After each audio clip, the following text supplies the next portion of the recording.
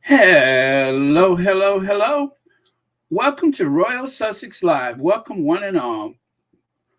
Let me see who's here on the fifth anniversary of the Duke and Duchess of Sussex. Connie Balmer was first, and then Joan Garcia, Marilyn Farley, Esther Sakulu. Let me see here. Hope Garden, Gwendolyn Daniels, Noreen Lovelock. Thank you all for being here. Okay, let me get back all the way down to the bottom so I can see. Make sure there's no super chats or super stickers on the way. Hey, Black Queen. Huh. Um. Wow, that's weird. I thought there was like way more comments. Huh. Okay. All right. So thank you all very much. Thank you all for being here. Hello, Jacqueline Davies, Mimi M. Oh yeah. Jim Brown died today. He made his transition at age 87. All right. That is trending right now. Football player Jim Brown. Um, he's a Super Bowl winner, right? Speaking of winners, I got coffee. Okay. All right. I think we're all caught up. Thank you very much.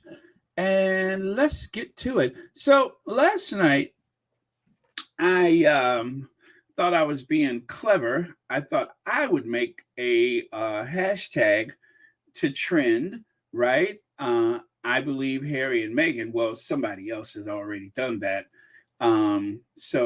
But anyway, I decided to put together a little photo. Not this one, actually. There's, I'll show you, but it's really just based on the two images. Well, the image of them on the left with, I believe, Harry and Meghan. And then here on the right, this is just to fill up the space of the thumbnail. So that's the thumbnail for today. Hello, Sharon Chung.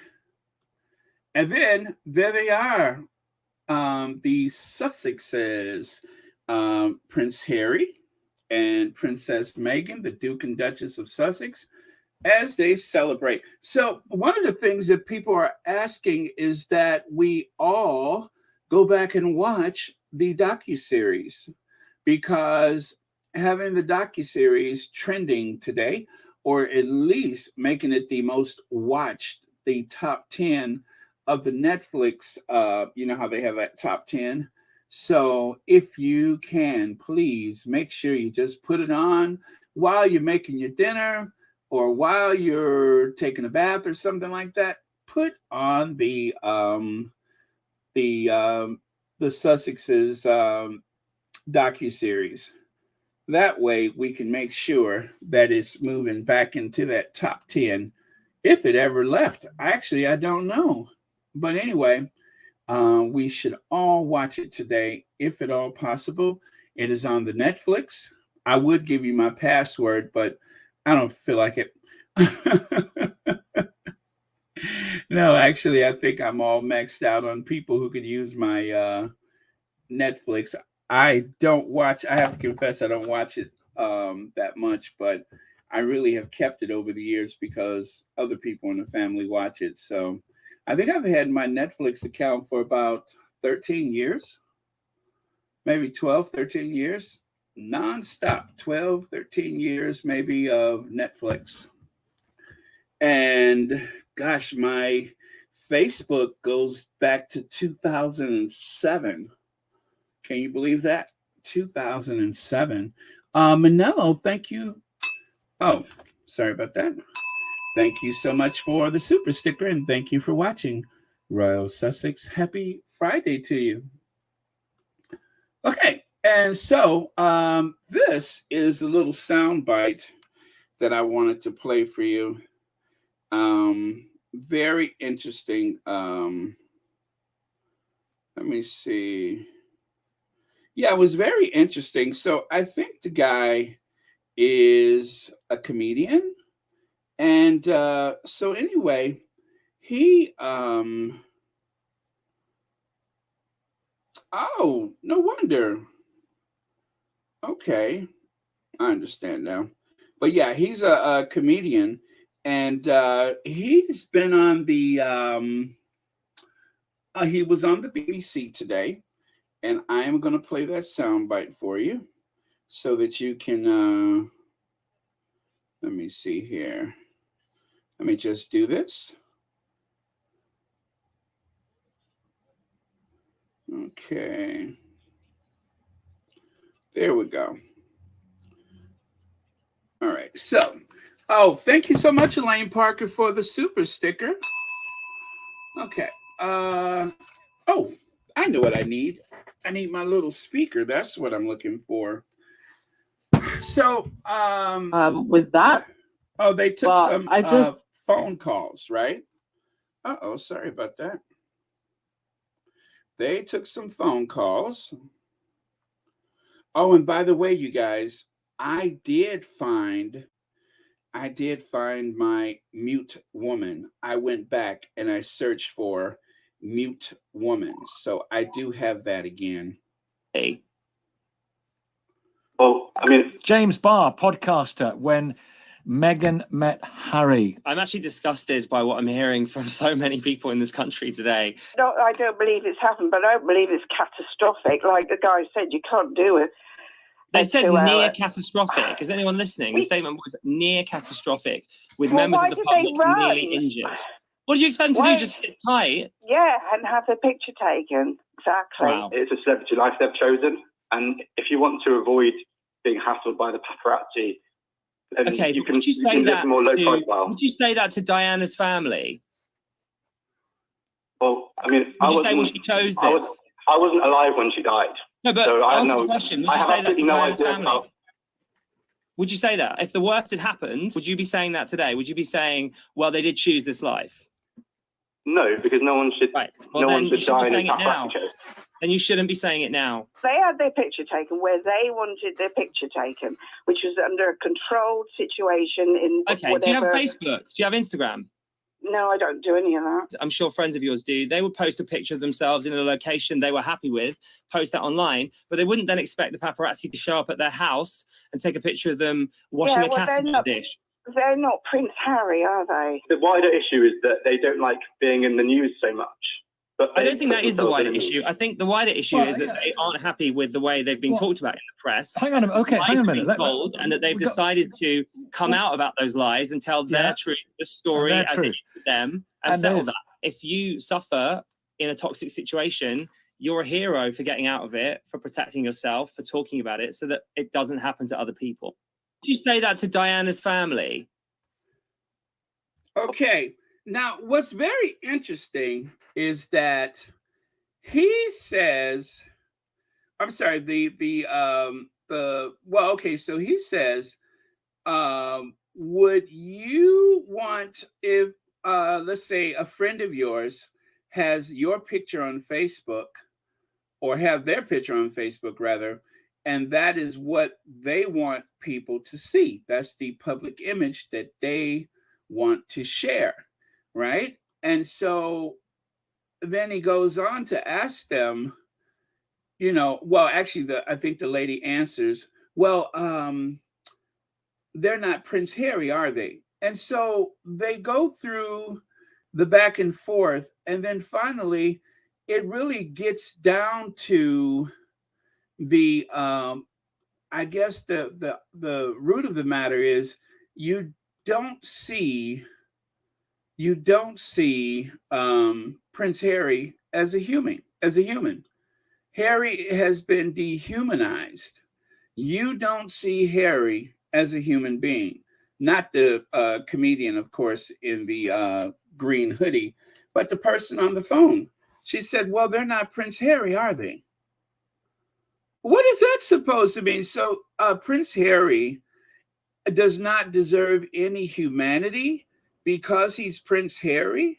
He doesn't deserve any type of, and remember, I said some time ago that when it comes to images from the paparazzi, I will confess that I am just as excited as anyone to see Harry and Meghan anywhere, anytime. However, I also have to take into account that there is an assumption of privacy when you're in a public bathroom, when you're in your home, and even when you're on the street. Yeah, we all are aware of the surveillance cameras. So that's just the fact of life. There's no assumption of privacy when you're outdoors. However, the idea of someone ambushing you with a camera, and especially in this day and age when there has been so many gun-related deaths, and of course, terrorism, along with the fact that on the daily basis, and this is the one thing that really irritated me about the coverage of the chase. The coverage of that, that the one thing that really irritated me is that there is no mention, should I say, of the fact that horrendous threats have been made against the Sussexes. If you were to count the amount of times that a United States president has been threatened, even taken into account that we do live in this information age, the president who got the most threats, the president who got the worst threats, the president who have had people threaten him and his family, and nobody even cared that you could find them and identify them, was Barack Obama. And most of the language used at some point or the other goes to race. And it was the same for the Sussexes. Without a doubt, most of the threats against Meghan, there was some type of racial component to it.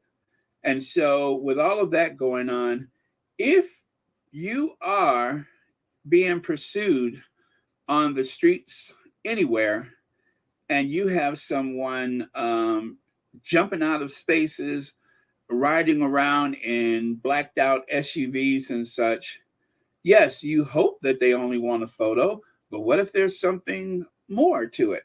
What if there's something more to it? So that is why it is so important that they put everything in the proper context instead of just screaming, oh, they overreacted. Now, see, if the media wasn't so biased, if the media was not so crooked, then they would remind people about that.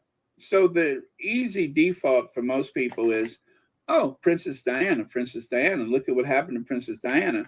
What about the threats? What about the issues of security? What about the fact that this is a member of the royal family who has chosen to live away from his country of birth, and this member of the royal family has been threatened by the Taliban, amongst others? And how about the white supremacists, the people, from his own country that refer to him as a race traitor? Well, when you take all of those things into account, one has to consider that security is one of the most important things for the Sussexes on a daily basis, if not the most important thing, aside from family, is security, which really is one and the same. Their family and their security. So this woman has dehumanized Harry by just, simply stating, well, but that's Prince Harry. And I'm like, wow, that's all you got? Is that, wow, that's Prince Harry?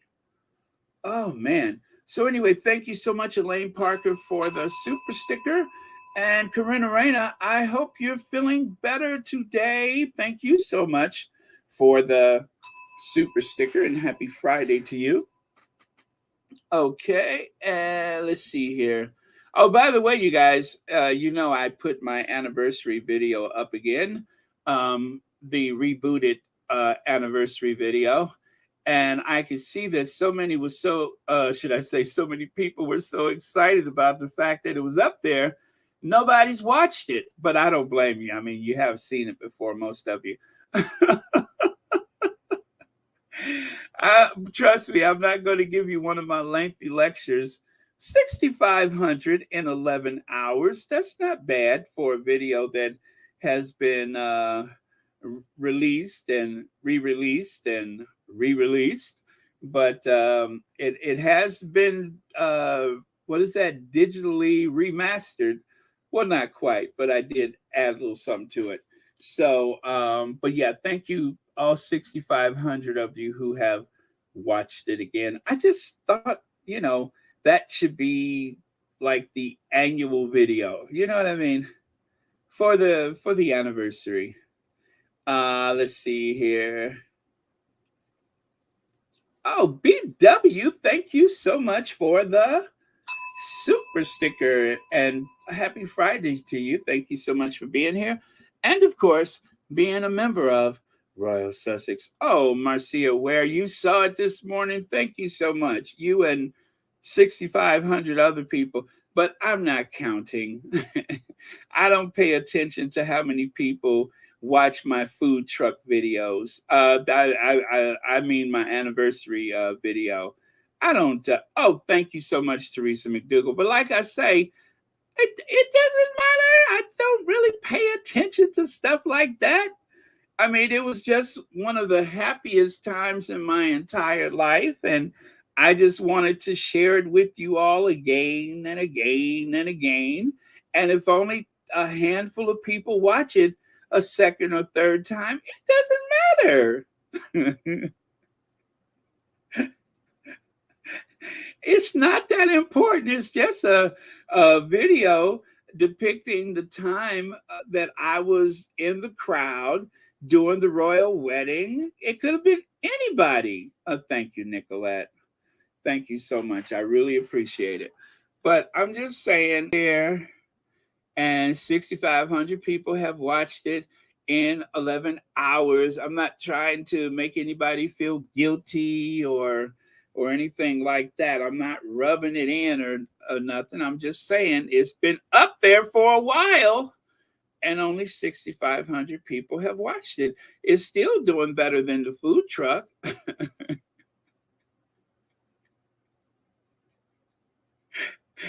Oh man. But thank you anyway. If you intend to watch it later, I mean, you don't really have to. I'm just saying it's up there. That's all. It's just the food truck. Why do I keep saying food truck? It's just the anniversary video, and the photos are not even that great. They're raw, unedited photos, as things appeared to me 5 years ago today. That's it.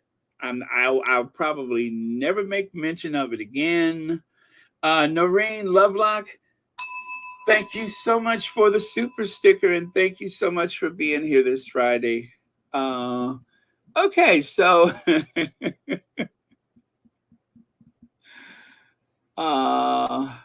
what is that? Baron, did you notice 27,000 have time to watch your video over 5 hour? Oh yes, I saw that, Navi D. 27,000 views on that 5 hour video from the other day. So yes, I have no room to complain. You're absolutely right. So thank you so much, Navi D, for putting things into perspective. You are correct. Anyway, I won't mention it again for a little while. I mean, ever again. All right. So, and then there was, I don't know who this is on Jeremy Vine, but I did kind of want to start off today by making sure that we hear some positive things, because it has been rough. It has been rough the past few days. They have taken every little sound bite that they could find, anything that they hope will prove to be embarrassing for the Sussexes or contradict the Sussexes. And as I said yesterday, I'm not going to let these haters steal my grace, take my grace away from me, remove me from my happy place. So it's a process, and some people may be there, and some people are still working on, I guess, getting their grace back. But either way, there's no rush. As I say, you have to feel what you feel while you're feeling it. You know what I'm saying? Don't ever feel rushed to. I don't like when people try to define another person's feelings and such. And we just had that very interesting conversation about grief the other day, which I have to say, that is like one of the times when I have to say to myself, you know what? This is more than just Meghan and Harry channel. It's so much more than that, and that is because of the participation of everyone here, and I value that. I hope you guys value that in each other and such, because it is important. It is important that we put good information out there. I mean, you guys share so much, and I learned so much, and I love to learn things. So that makes it so much more interesting than just, what is this one wearing? Where did they go? Who did they meet? So much more than that. Barbara Lane, thank you so much for the super sticker. And thank you so much for being here this Friday and being a member of Royal Sussex. Ava Langren, Baron, saw your video this morning. It was lovely. Do you mean to tell me you saw it for the first time? So that means I was justified to post it again, huh? Well, thank you so much for that. Thank you. I feel so much better now. Not that I felt bad, but I'm just saying. Anyway, I'm not going to start that again, but thank you so much, Ava, and thank you for watching Royal Sussex. Happy Friday to you. So, well, I tell you, I really know how to rub it in, don't I? Let's see. Foxy Gibbs, thank you so much for the super sticker, and thank you so much for being here. Let's see. Nancy Herlock says, after the horrendous week we had, it's a breath of fresh air to end the week celebrating Harry and Meghan's 5th anniversary. Thank you, Baron. Well, thank you, Nancy Herlock. And that is very well placed, what you said. Oh, my goodness. Charlotte is here. Charlotte says, say, Kayles, yes, she says the British media are racist and what is that? Violent hors d'oeuvres, right? Racist and violent hors d'oeuvres, and they have grandiose and the British racists. Yes, they are some racist hors d'oeuvres. I agree with you.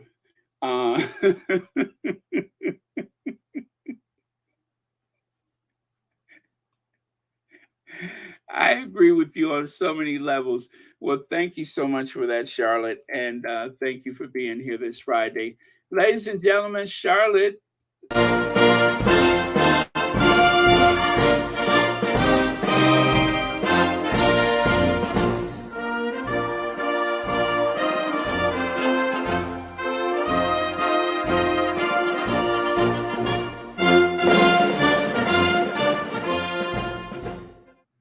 Yes, and of course, anytime Charlotte speaks, one always knows that it implies that William is an imbecile. That is implied. So thank you so much, Charlotte. So let me get to this next soundbite. This guy from Jeremy Vine, he took a call. See, when they take these calls, anything can and will happen, and they don't have much control over it. The only thing that they can do is try to speak over the person, which they do quite often. Uh-oh. Bill, do you have sorry, let me do that. With the Sussexes?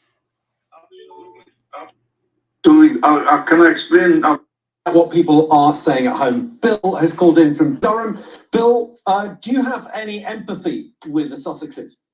Absolutely. Can I explain? I mean, I know you've got one of the haters on from Talk TV, but what I would say to you is that first of all, when they entered the building, there was a chap who shouted, "Meghan's broke up two families," and Piers Morgan said, "Oh, that was a member of the public." Absolutely not. That was a reporter from the Daily Mail called Harry Rutter who was paid to shout abuse at Meghan. Now, we don't know the specifics of that, Bill, but so stick to what you feel about. Well, I asked you whether you had empathy. You said yes. But do you think that perhaps the criticism that's leveled at Harry and Meghan, that perhaps they are bringing it upon themselves by being so public? Do you think that criticism carries any merit? Not at all. Meghan's hardly been out the house in the last 3 months. What happens is when there's something like this happens, you get people say like Piers Morgan who paid for the taxi driver to come on and say something. They were only in their taxi 10 minutes. The chase was with a blacked out SUV. So at the end of the day, first of all, there was people driving on the path. It's a one-way system, which you can only get past them if you go on the path. Okay. That's illegal. But we're talking about the details of this chase. Let's not get bogged down into the details. Okay. The main question is, are they fair game for the paparazzi? Do they have the responsibility themselves as well as the photographers? To a certain extent, but at the end of the day, when they posed for photographs, which they did, we all saw them go in, we all saw them come out. Those photographers then have jumped in cars, scooters, and motorbikes and followed them. Now, what people are saying. Okay, so cheers to the gentleman on the phone. And I wouldn't necessarily assume that this person is a squatty. There are probably a majority of people out there that are not squatties that do support the Sussexes, that only have goodwill and good intentions for the Sussexes. And I, as I said yesterday, I was going to put the negativity of this situation behind me, but it doesn't mean that I won't stop talking about it. And it doesn't mean that I want you all to stop talking about it, but we were drowning in negativity from the haters. And there's certain places where you could not expect a fair shake, like the Lorraine show or Loose Women or something like that. Now, occasionally there is someone who's going to break through and give you some truth. But if the balance of it is a bunch of snarky remarks and negativity, I say avoid it. You have some very good content creators and me. There's some incredibly competent people out there that you can go to for information. And if that doesn't work out, you could always come to me. That was a bit of self-deprecating humor. But anyway,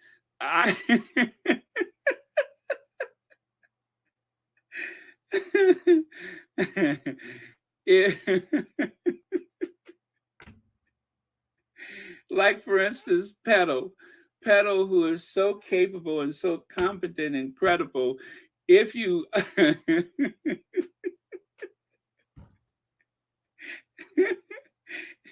if you really want some impressive content, you could always go to Facts and 2 Cents. And then after that, you can come over here. So why is that so funny to me? But Yeah, so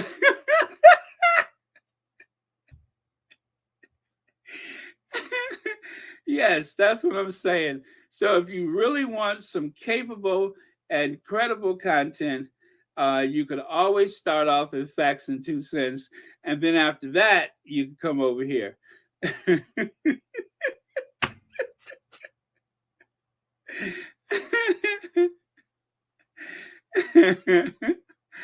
Oh man. Okay.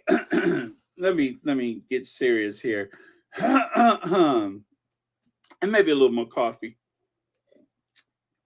But yeah.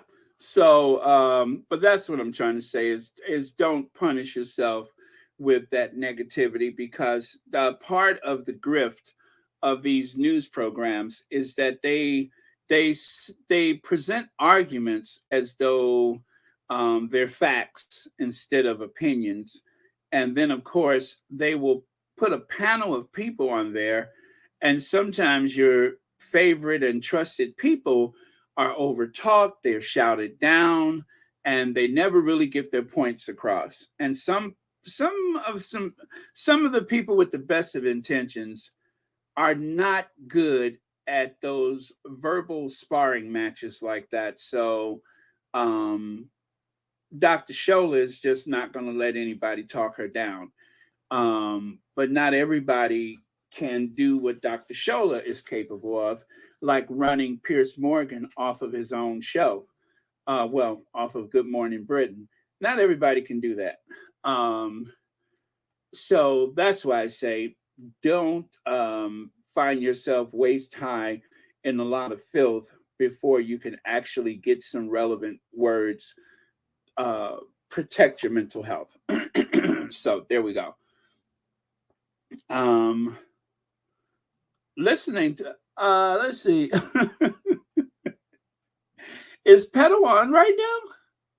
Is she on right now? I didn't think she was on, but yeah. Well, anyway, no, I'm not listening to her right now though. But yeah, but Petal is very good at prosecuting the case. You all know that. So I'm always glad to hear Petal take on some of these topics. Okay, let me see here. Let me go to the next one here. All right, there you go. So Prince Harry's trial live. Denise Welsh had hotel room bugged and phone hacked, court hears. The Duke of Sussex has begun his latest battle against the British press in the High Court. Now, I tried to find further information about that because I had never heard about Denise Welsh having had her hotel room bugged and her phone hacked. I did not know that in any way she was part of this. I don't even know that she's part of the trial. So I see her name in the headline and I read the article, but I didn't see any reference as to what happened to her. And she even tweeted that. So I'm still looking for the information. To be honest with you, I'm still looking for the information, but I didn't know any of those things happened to her. But that would explain a lot of the opposition that she has for the tabloid media. I can understand now why she tends to lean more toward the Sussexes and find the Sussexes' case very compelling, because she herself has actually have suffered from the tabloid media. So I'm still trying to find that information, and I want to be able to learn more about it, but unfortunately I just have not been able to get anything about that. So this is all new to me. I had no idea. So, and I guess this implies that she's going to testify, or she has testified. I'm just not sure. So I'm sorry I don't have more about that, but I just wanted to let you guys know. So I'm going to have to do some more digging so I can find out exactly what happened. But yes, the case continues, right? So there's three things that we know for sure is coming up. That is Harry on the witness stand. Meghan still has an award to accept, the Gracie Award. And then there's also the Invictus Games, and of course there may be the well, most likely they're going to have the, is it a documentary or a docuseries about the Invictus Games from The Hague? So that's coming up. I mean, they did film a lot of it, so that is going to be a very big deal. And you know, the ratings for it is going to be incredibly high, I'm sure. There's going to be a lot of people that are going to watch. And of course, there's going to be a lot of hate watchers. And one of the unintended consequences about the hate campaign is that there is a lot of derangers, like the ones that are listening to me right now, that are going to watch those programs because they want to play detective. They want to try to find some place to go, aha, see, I told you. And they are just going to help push the ratings up, along with the majority of us who are there because we love and respect the Sussexes in comparison to the haters. So that is something else that we can consider. So what is that? You're going to cook some porridge while listening to you. Oh, very cool. Thank you so much for telling me that. I love to hear stuff like that. All right, so moving on. Harry and Meghan demand agency hand over car chase images, backgrid pictures. Backgrid. Oh gosh, that's a weird one. Backgrid picture from rejects requests. Not from. One more time. Backgrid, that's what's throwing me as the name Backgrid. Backgrid picture firm rejects requests to provide copies of photos and videos taken on Tuesday in New York City. They do not want to turn over any of that information. So if there is a court order, now see, I don't know how that works, because if the proprietor is outside of the United States, but they have offices here or they're based here, how would that work out? Because if there's a court order that says you have to turn over all of that material, you got to turn over that material. And they may have had a bunch of independent contractors out there chasing the Sussexes. But if they get a hold of, payment records, if they get a hold of the equipment, they will be able to go back and establish a timeline. And even if they try to destroy evidence, they will still be able to tell that there are people that were in certain places because their phone records say that you were on whatever street within a distance of, let's say, Harry's cell phone. There will be a record of that. So unless they got all this stuff in someone else's name, there will be a record of everything. And even though some people seem to believe that they have deleted this and hidden that, they've thrown their phone into the ocean, it does not remove all the evidence. So they will track these people down. It may take a while, you guys. It's not going to be like an episode of something on TV. It's going to take a while, but they will find them. They will find them. And don't forget, there are some people that work for the Sussexes that have some very, very good connections. I'll just leave it at that. They have their connections, so they will find these people. Hi, Sonia Johnson. Squad, I'm not going to allow anyone stopping me from celebrating Prince Harry and Princess Meghan achievements. If this was to stop Harry from proceeding with the court case, it will not work. Absolutely. You got that right. Say it again. It will not work. Mavis Batson says, oh, that's for Church Nelly. Okay. Gonna scroll back again, just a little bit. Miranda Rios says, these people are not interested in the truth. They are attracted to the sensationalism of it all, just like flies attracted to poop. Amen to that. And Noreen, oh, that's for Noreen. Okay, thank you, gift love. Okay. Dutch Minaj says, I feel really sorry for our UK family members that have to live and breathe this every day. Yeah, the good thing, though, is that sometimes you get desensitized. Like people who live in a war zone, you don't flinch every time you hear an explosion. You know what I mean? So it's like living by the airport. After a while, you don't hear the planes. And I actually spent the night next to the L trains before. And I promise you, I didn't hear the trains, even though there was 24-hour service and they were just out the window. I couldn't hear them anymore. What woke me up? The alarm clock. So that is just one of those things. You may drown out the television, but after a while, you're not going to lose sleep. So I think people have become desensitized to this hyperbolic, sensationalized headlines and such.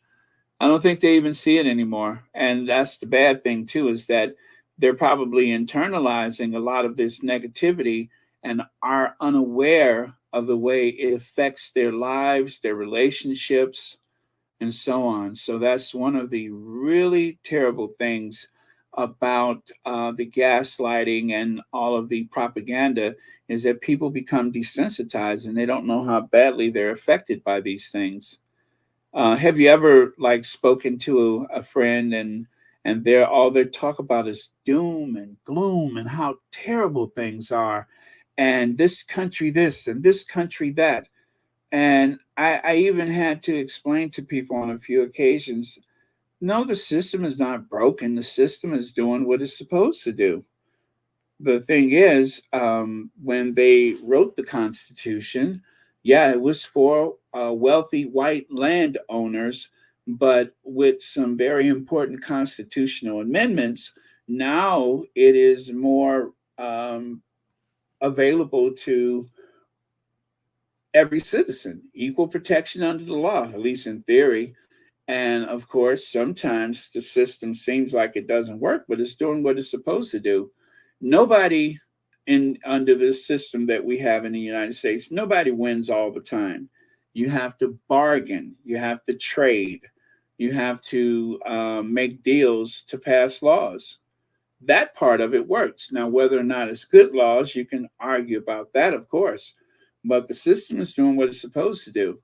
And unless you see the system as functioning as it was written, then of course you're going to have the assumption that it's broken and it's all doom and gloom all the time. But I tell you, I'll say it again, there's not many places where a person with no family connections could become a billionaire seemingly overnight. Through hard work, you can still become a billionaire in the United States. It is possible. Even a black man or black woman, as evident, with no family connections, nobody in the government and all that kind of stuff, just through sheer hard work, you can become a billionaire. And outside of Africa, I don't know any black billionaires. If they are billionaires, they brought their money with them. But the only place, again, outside of Africa, where you'll find a person of African descent, a billionaire, is in the United States. You can't find it anyplace else. So, like I said, the system is not broken. It's doing exactly what it's supposed to do. It's just not always the kind of turnout that people hope for, but eventually the pendulum always swings in the other direction.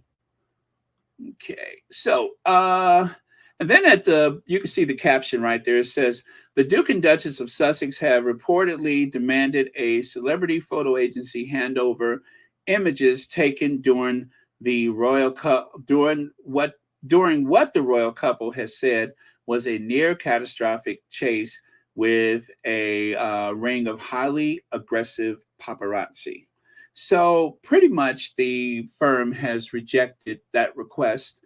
As a matter of fact, the response that they gave was, how do I say it, pretty cheeky. Yeah, that's how I would put it. They had a very cheeky response to the request from Harry's team, or the Sussex's team, I should say, and they don't want to give it up. They said they're not compelled to give it up, and they're not going to give it up.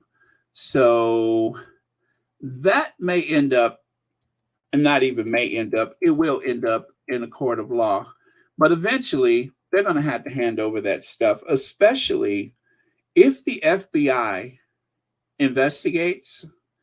There is a law here in the United States regarding the FBI. If you lie to the FBI, I do believe that is considered a felony. And that is the way that they catch people and accuse them of perjury, is because by law, lying to an FBI agent is a felony. So what they'll do is they will ask you a bunch of questions and they let you dig a hole for yourself. And then they will slide you a document with a timeline or with, evidence saying that couldn't possibly be true.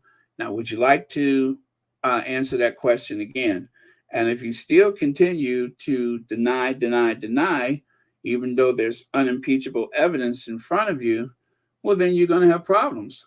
And so that's one of the ways that they get people is they let you dig a hole for yourself. And eventually you're going to either tell the truth or you're going to find yourself looking to get bailed out or something like that. So works every time, not sometimes, every time, especially when they have the evidence in front of them. All right. Black Queen says, Meghan makes the mediocrity portion of the entire world come to terms with their deep shortcomings, so they in turn lash out and join the fray that is attempting to annihilate her human rights or humanity. Is it humanity? Okay, thank you so much, Black Queen.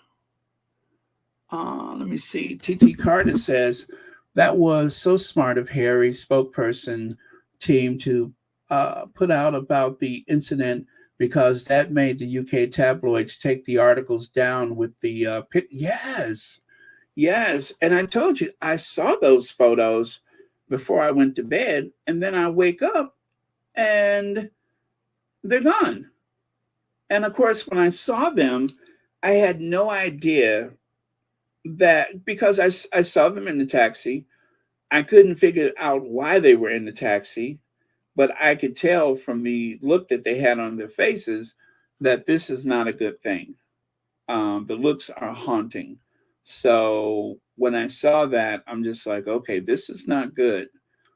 But I got to sleep. And then when I wake up, I find out all these other things have happened. So very, very weird.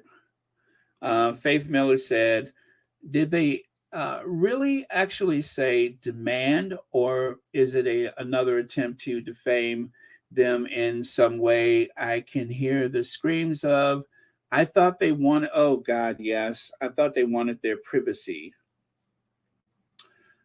Well, this may become a criminal investigation if it's not already a criminal investigation. And so you keep hearing different versions of events. Like, for instance, when they said that they nearly hit cars, but then, of course, on the Breakfast Club, we hear that they did that there were some parked cars that were smashed in the attempt to catch up with them. So I hate to say recollections may vary, but that seems to be the case, is that there seem to be some variations here and there through no fault of the Sussexes, of course, but as things were unfolding, information was being misinterpreted. Like, for instance, they said the BBC were the ones who first said that they were involved in a car accident. And so I think that's when people got into a real frenzy to try to find as much information as soon as possible.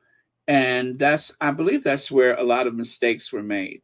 And that is because of the sloppy journalism, not because of Harry and Meghan. So you can't blame them for the inadequacies of the media, and not just the tabloid media. And of course, over a period of time, the media here in the United States, they began telling the story as the tabloids told the story. And I noticed that a lot of the language that's been used actually sounds more like the Rangers and less like journalists, which again, sometimes you can't tell one from the other. So the Derangers, I have to say, I think they have been making a bit of an impact on the story, because they are interjecting a lot of lies and misinformation, and that seems to have been filtered out in the news reports.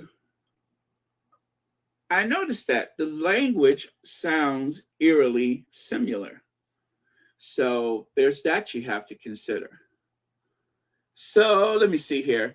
Backgrid, a California-based entertainment picture agency, said on Tuesday it rejects the request, which was laid out in a letter from the Sussex's legal team demanding it provide the information taken on Tuesday in New York City. The episode, which has echoes of the death of Harry's mother, Diana, Princess of Wales, who was killed when her car crashed while being followed by paparazzi in Paris in 1997. Is said to have happened after the couple and Meghan's mother attended an award ceremony. Backgrid told the BBC the letter stated, "We hereby demand that," oh, I guess that is what it said. "We hereby demand that Backgrid immediately provide us with copies of all photos, videos, and/or films taken last night by the freelance photographers after the couple left their event and over the next several hours." So yes, it did say demand. Nothing wrong with a strongly worded letter. The agency told the broadcaster it had replied, "In America," this is the words from Backgrid, "in America, as I'm sure you know, property belongs to the owner of it. Third parties cannot just demand it be given to them as perhaps kings can do." I told you it was a bit snarky, didn't I? "Perhaps you should sit down with your client and advise them that his English rules of royal prerogative to demand that the citizenry hand over their property to the crown were rejected by his country long ago." I think they're speaking of the Magna Carta. "We stand by our founding fathers. Backgrid and the Sussexes have been contacted for comment." It says Harry and Meghan's account has been disputed with the police, confirmed, and this is from the Guardian. Injuries, arrests, wow. Okay, yeah, so this is just more of that other information. UK Prime Minister Rishi Sunak has asked about the incident during an interview with the BBC in Japan, where he is attending the G7 summit. Pressed if he had sympathy with the possible invasion of privacy or safety, Sunak says, I think just as all of us do, we want to make sure that we can go about our day-to-day lives in safety and security. In other words, he took a pass. So, yeah, that's it. But yeah, they did demand that they hand over the information. And of course, that was the response from Backgrid. So I don't know if Backgrid is American owned. It sounds like it's an American owned company, but that was the reply that they gave to the Sussex's representative. So I'm pretty sure there's going to be a lot of legal stuff going on for that information. The tough part is these freelancers are working as independent contractors, and trying to hunt down these rogue individuals will not be an easy task. And even worse, trying to get the information that they have, because there's the video and audio and whatever else that they handed over to Backgrid, but then there's also whatever it is that they have kept personally, which means that you would almost have to get to their computers where they may have done some editing. You may have to get to all of that equipment. Some of the cameras, of course, have Wi-Fi connections. Probably all of them do at this stage, where they can send photos out either through their tablet or their phone or through their cameras. And so if you can get a hold of the devices, or if you can get the records of their, tweets, or, well, not tweets, but their emails or whatever, then of course that is how you can obtain that information. So it's not going to be easy to get it, and it may take some time, and I'm pretty sure that it is going to take a court order. Faith Miller, you say, yes, Baron, why is everyone so focused on what Harry wrote about royal family as it relates to his view, his story of how the media had been so intrusive, and he's the one who has suffered most with Meghan? Very true.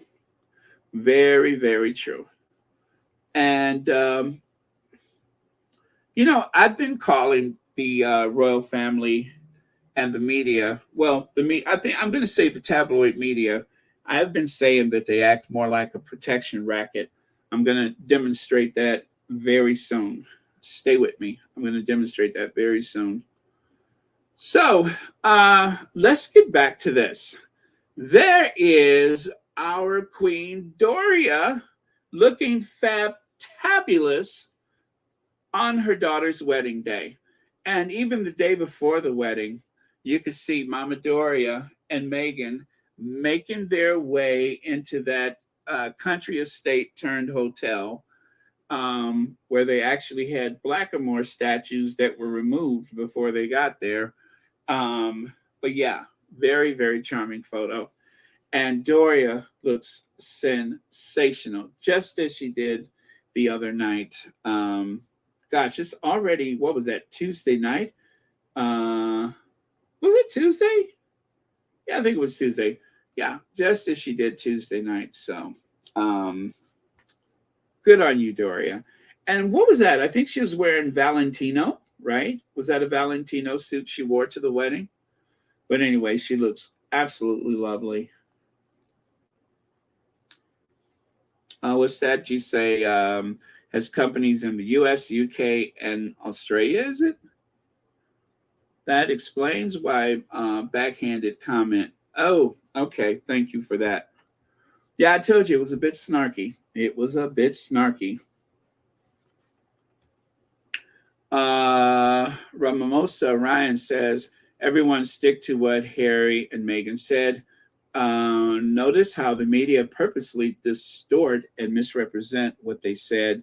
Then the media asked the mayor and New York Police Department to confirm things the Sussexes never said. Oh, yeah. That is oh, Oscar de la Renta. Thank you. All right. All right, Oscar de la Renta. Oscar de la Renta is a good label. He loved women, and women loved Oscar de la Renta. He loved to dress women up. Very, very cool. Thank you for that. Okay. All right, so there is another one of my, we believe Harry and Meghan. We certainly do. So I put that on the social media last night. And that, those are my posts right there. I tweeted that.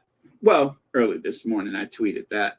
So hopefully that tag, that hashtag will, what do you call it? Well, anything, whatever you tweet about this, whatever you put on social media about this, please include the hashtag, I believe Harry and Meghan.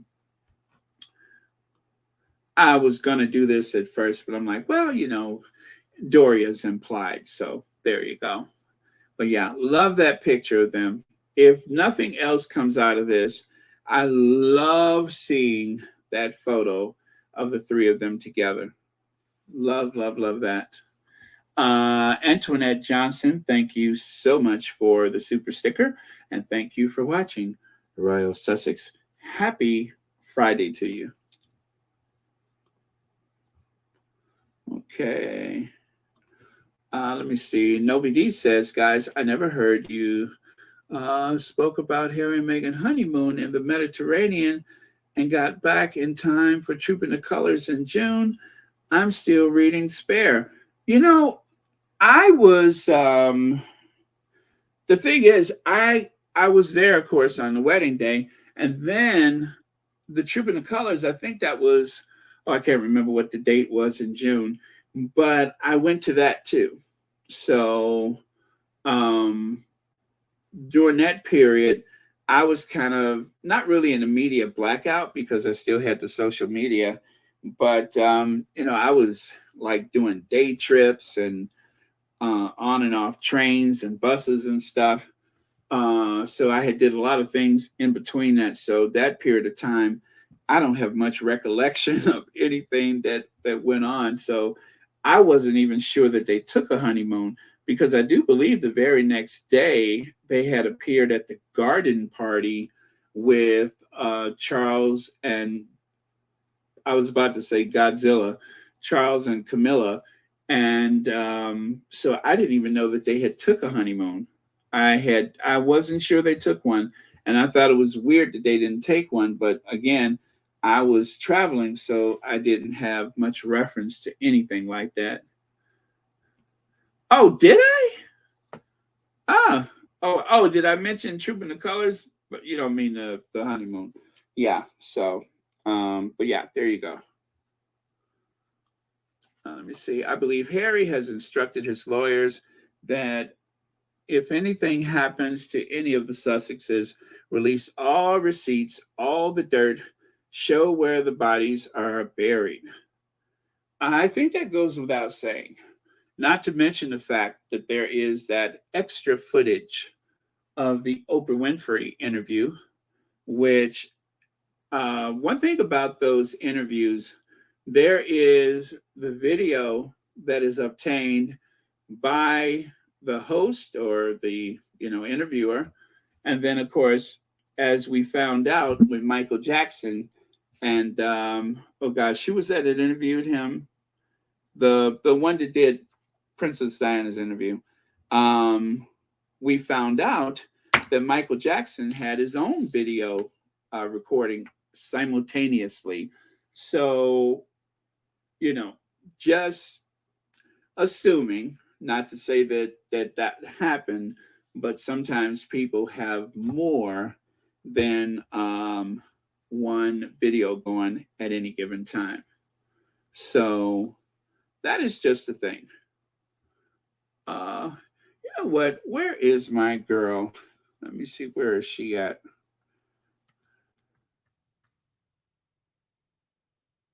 Okay, let me see if I can find her. I kind of need her today. You'll see who I'm speaking of in just a moment. Let Let me see if I can find her.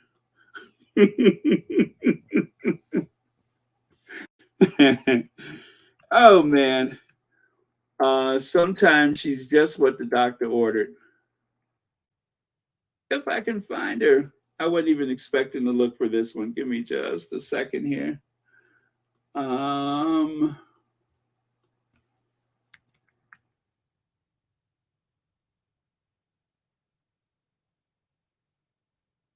Oh man. Oh man. Yeah. See what I get when I try to change things in the 11th hour. 1 second here. Harry's no monster. That's what I'm looking for. Harry's no monster. They're the monsters.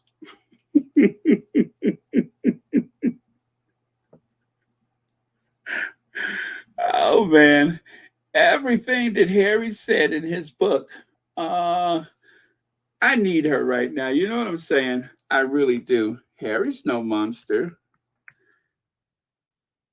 And Camilla, she's the wicked witch of the whatever that lady said about her. Oh well. Okay, let me see. Is that it? No. Sorry, you guys. I'm going to find her for later because I kind of need her right now. But Harry's no monster. Oh, I tell you what. I'll do this one. I do need something positive. And that's what I'm trying to do. I'm trying to reinforce myself with positivity every turn. So let's do this one. I love her. To walk through the restaurant to get to the PDR. So yes, everybody saw her, but that's where the PDR was. You had no choice. Once they were all in the PDR, the doors were closed. Directly outside the PDR was a la carte dining section. And in that section was her security detail, because you could see directly into the private dining room, so you could see who was going in and out. And also people from the restaurant group and other people we knew we could sit back there and trust because they didn't give a shit Meghan Markle was here. I was originally supposed to be the main server, but the firm, I think, can't confirm that, but I think it was the firm. They wanted me to sign an NDA. I refused. And so I became the second, which means that I would just go into the room to help assist, serve, clear, if drinks need to be dropped off, wine poured, whatever. Every time I was in the room, everything that I heard, saw, experienced firsthand, she is lovely, respectful, kind, was just having dinner with her friends. That's it. Like any one of us. It's not newsworthy at all. I guess it's newsworthy because people have this preconceived notion about her. Nothing that I experienced was like that with her. She was great. Always please and thank you. Always eye contact. Always engaging. Having a really great time with her friends in this private room. So she had no excuse to be anything other than herself because she was now in a safe environment. And so I saw, in my opinion, what I feel was the real Meghan. She was just alone with her friends. And I was a bit of a fly on the wall, and I thought she was fantastic. The night ended, she left, she said goodbye to all of us. I did say to my colleague after, everything was said and done, what did you think of her? Since he was the main person in the room and he spent a significant amount of time in there. He said to me, Krista, I gotta tell you, she's one of the nicest human beings I have ever met in my life. Not celebrity, not civilian, doesn't matter.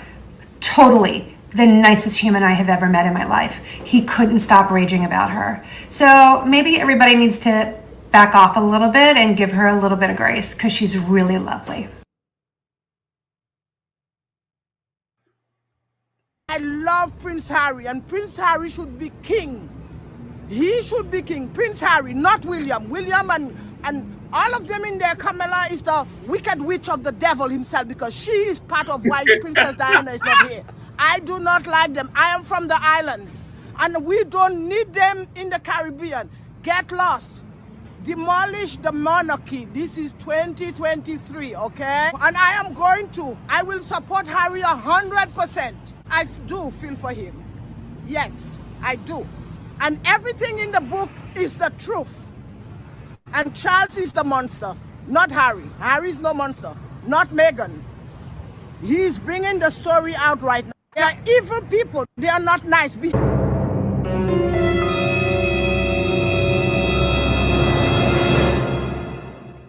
the wall, we all are one human being. And behind that wall there are no difference with me and you and any other Brits. Give the people back the money. They are just welfare recipients living off the taxpayers of the British people. And the British people are stupid supporting that nonsense monarchy. It is nothing. It's just a title. It means nothing, a title. I'm angry at them.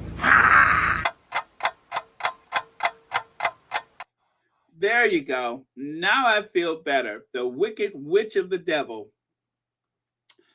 Give the people back their money. They're welfare recipients. I believe Harry and Meghan. Give the people back their money. This is something that we just found. Not we, whoever posted this. Check it out. Doria happens to be wearing a Archie and Lily pendant. See that? It says Archie and Lily. And I'm like, how in the world did anybody manage to zoom in that close? But I guess if you're determined. But yeah, so there is a very lovely, lovely pendant that Doria is wearing, celebrating her beautiful, beautiful grandchildren. So there you go. That was what Doria was wearing that night. And I of course, it's implied that those kids are near and dear to her heart. And thank God they were able to get back to those kids safe and sound and unharmed. So important. Otherwise, we could be having a totally different conversation right now. And I think that the Sussex prayers have put a shield of protection around them. I really do believe that. I think that your prayers and your positive energy has shielded them from some pretty terrible things. So all I can say is keep praying. Sonia Johnson Barron, now I'm back. Very cool. Very cool. Yeah, God is good. God is good. Doria, proud grandma. Very, very true. Very proud grandma. Yeah, she looks lovely. So beautiful. And as I said, that pointed toe gets me every time. That pointed toe. I don't think I've ever seen Doria do a gesture like that. The rare times that we have seen her. But that is something that I would be like, Mama, the pointed toe. Did you really have to point your toe? That is something I probably would have teased my mom about, is the pointed toe. Yeah, I'd be like, so since when have you been so girly? The pointed toe? This is why we can't take you anywhere. I love that.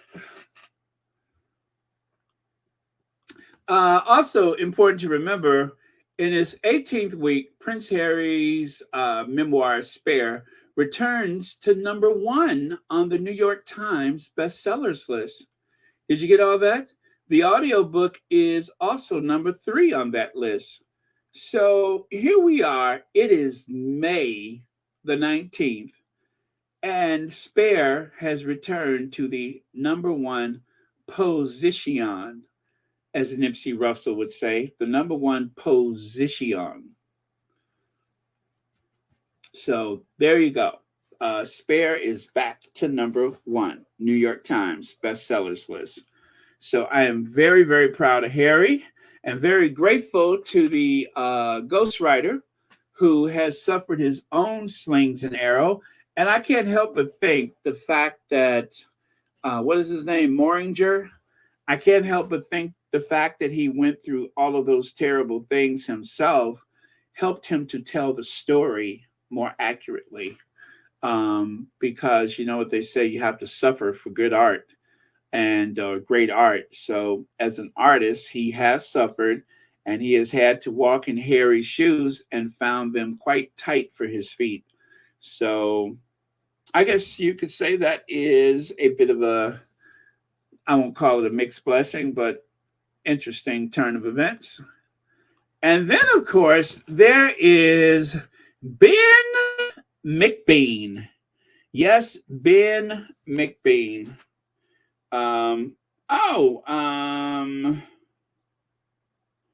Thank you so much for the Cash App. I almost missed that. Thank you so much.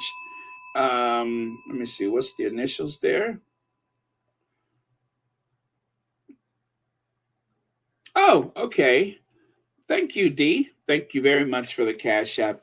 And happy Friday to you. Thank you so much. Very, very grateful. So spare us, Prince Harry's war hero, Ben McBean, blasts Duke, telling him to shut up after he slammed William in his new book. Well, and of course, this is one in a series of African descent people that have kind of let me down. So that's why I say one more, because when it was, I forgot who the other one was, I said, uh-oh, we got another one. And so when I say another one or one more, that means that is a person of African descent who says the things that the very powerful white conservative alt-right wants to hear. You know, like, Candace Owens. That's another one too. Another one who says the kind of things that they need to hear so that they could better justify their abuse of the Duchess of Sussex, and of course, Harry for being with the Duchess of Sussex. So we got another one. Plus, that is light-skinned Harry. You know what I'm saying? That's light-skinned Harry. Prince Harry's war hero, Ben McBean, blasts Duke, telling him to shut up after he slammed William in his new book. Well, he's at it again. W amputee, dubbed hero by Prince Harry, set to lose blue disabled badge after traffic warden complaint. So I imagine that means it's kind of like a handicap plate for his car or something. Blue disabled badge. I don't know what that interns, but Harry's wounded hero, Marine, don't deport pilot who fought with UK forces to Rwanda. So even though he's this war hero, and that he seems to believe that the government, that the establishment, that they support him unconditionally, it seems like anytime that he wants something, they tend to put him back in his place. So he was fighting to try to keep someone from being deported. Commander who lost limb in Afghan war says, he helped us. We must help him settle. So there's another soldier that helped out in Afghanistan, and I believe he's an Afghan-born person. And because he's not a citizen of the United Kingdom, they wanted to deport him to Rwanda. And so he's trying to fight for that person's rights. And they're just like, yeah, right, he's going to Rwanda too. And if you don't shut up, you'll end up with him. Of course, I believe he's British born, so that's not likely to happen, but you get my point. Edna Joseph, you have a super chat. Happy anniversary to Prince Harry and Princess Meghan, Duke and Duchess of Sussex. May God bless and protect you. We, the Squatties, love you. Thank you so much for the super chat. And of course, those beautiful, beautiful words. And also, I just got a PayPal from, let me see if I can, HP, thank you so much for the PayPal. And thank you for watching Royal Sussex. Happy Friday to you. Thank you ever so kindly. So, yeah, thank you, Edna Joseph. Well, what could possibly go wrong? Now, ain't that a bunch of words jammed together? But that was the only way that I can get them to fit. So let me take a stab at it, okay?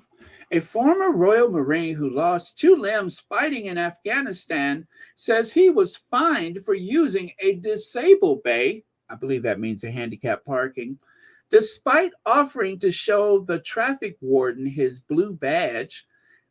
Ben McBean, who lost an arm and a leg to a landmine blast in Helmand province in 2008, said the warden wouldn't accept his offer to check and scan the badge and simply insisted he was fake. Wow. Somebody comes up to you missing limbs and they offer to show you. See what I'm saying? Now, he's not getting any respect, but yet it's so easy for him to disrespect Harry, who helped to propel his popularity. All right, Harry helped out a bit with that. The 36-year-old, who has previously been hailed a hero by Prince Harry, is now waiting for the council to fine or take him to court over the incident, which happened in Plymouth, Devon, around 4:30 p.m. yesterday. If I get a fine or a court date, then I will speak to someone, I suppose.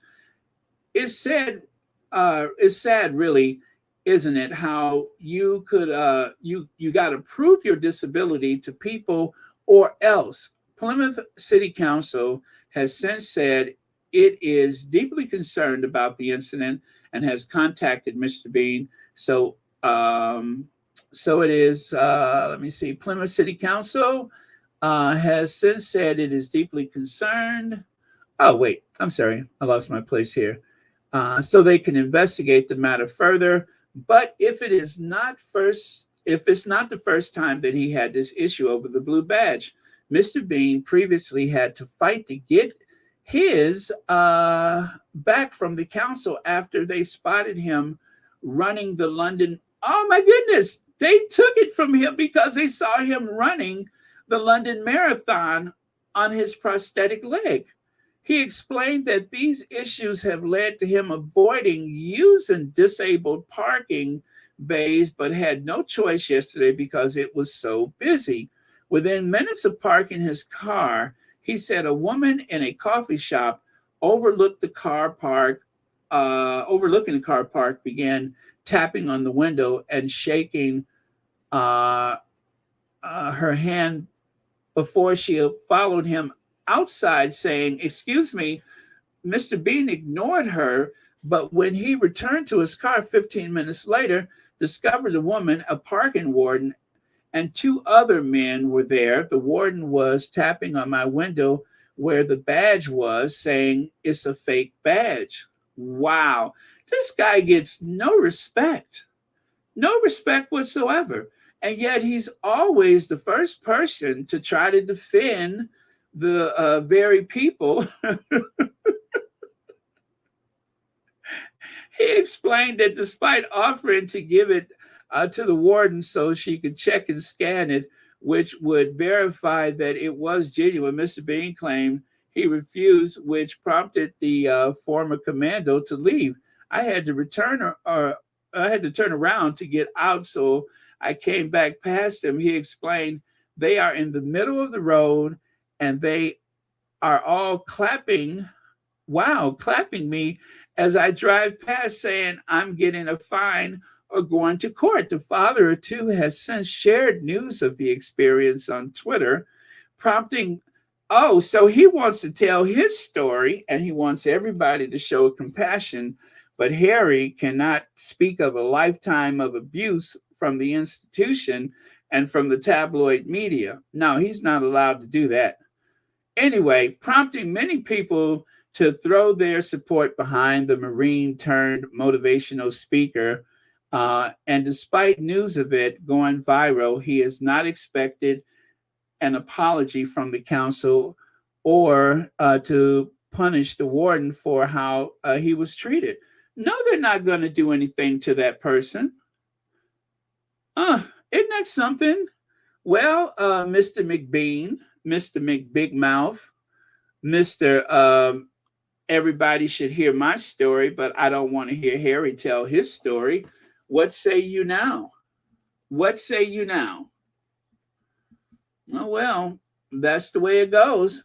And then, of course, all of this has exposed me to something that I didn't know had happened. Check it out. Love you, Prince Harry, but you need to shut up.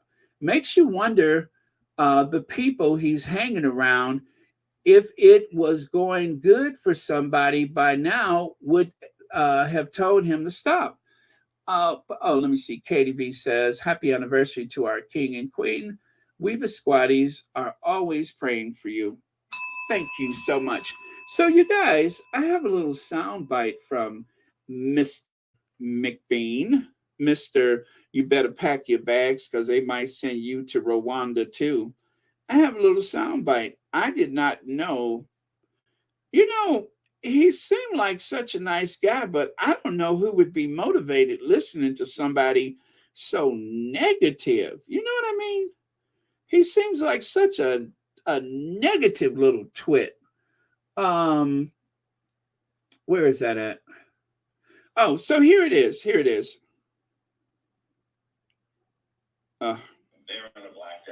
Oh no, that's not it. Like stupidly drunk. If you've got good friends around you, they'll stop you and say that's your last drink because you're getting a bit too. So I've not been. This is him explaining. I've not been following the story like massively, but just looking just in general, I just looked at it and just thought, what is he doing? Like, it's like if you're getting drunk, like stupidly drunk, if you've got good friends around you, they'll stop you and say that's your last drink because you're getting a bit too. And if you haven't got good friends around you, they might let you carry on knowing what route you're going down. Now, the people around him, if they're American, his entourage, let's say, they don't care about the royal family or his future and link with them, his relationship. Forget royal, it's just family to him. So if they can make money from it, they're not thinking, should we release this story and how does it affect him? They're just saying, we're all getting paid too, just release this, release that. Have you got any more stories, Harry? And he's bringing up other things. I thought that he left the UK because his family were a bit toxic. That's what he said. Then he went to America and he exposed them on Netflix and said, this is my side of the story, got paid for it.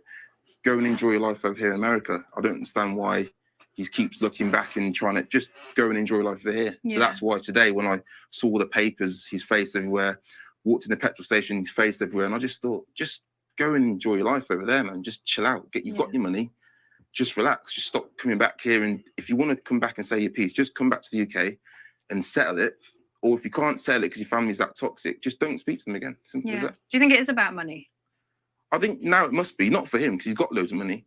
And made even more with the Netflix, but it must be people around him who think, well, if he got 10 more stories in him that we don't know about, or the people don't know about, and that's 10 more massive checks, and they get their little percentage, why not keep saying, have you got anything else to say? Have you got anything else to say? And he can just keep revealing it.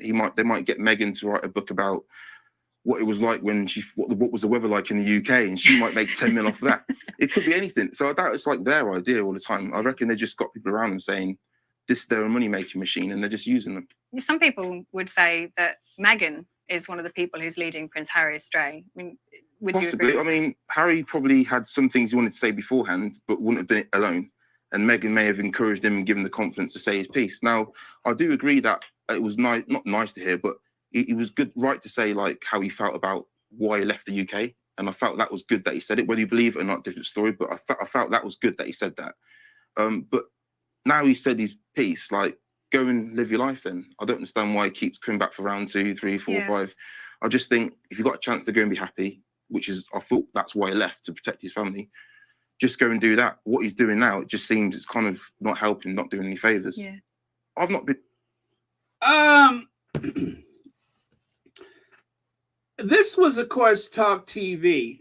I'm going to assume that he was paid for his appearance. And why in the world are you bringing Meghan into it? Why does it have to always be Meghan? Why must you blame the woman of color for a grown adult man who has served 2 tours of duty in Afghanistan, why would you blame her for this born leader, Prince Harry, a person with his own agency? Why are you blaming her because he wants to speak out? That is just breathtaking. I didn't know that that exists until I saw this other thing, and I'm just, I'm Googling it, and I'm like, he said what? He said what? Very interesting. Very interesting. So he's accusing Harry of having this entourage, which turns out he really is saying that Meghan is the one responsible for this. And why would you even mention Meghan's going to write a book too? Meghan might make 10 mil just by talking about the weather. That was deliberately cheeky, and dare I say, being a bit of a smart, you know what? That was so weird. I just have to say, that was very, very strange to hear him speak so specific and in such detail about these talking points, as though he have been given a list of things to cover. And then it seems like at a certain point, he missed one of the talking points. And so the lady had to remind him, don't forget to talk about Meghan. I wonder if Meghan, oh, yeah. You know what I mean? It just seems like he has been given talking points, and Lord knows he probably was paid for his time. When I heard that, I could not believe it. I'm just like, what is your point? What is the point of this exercise?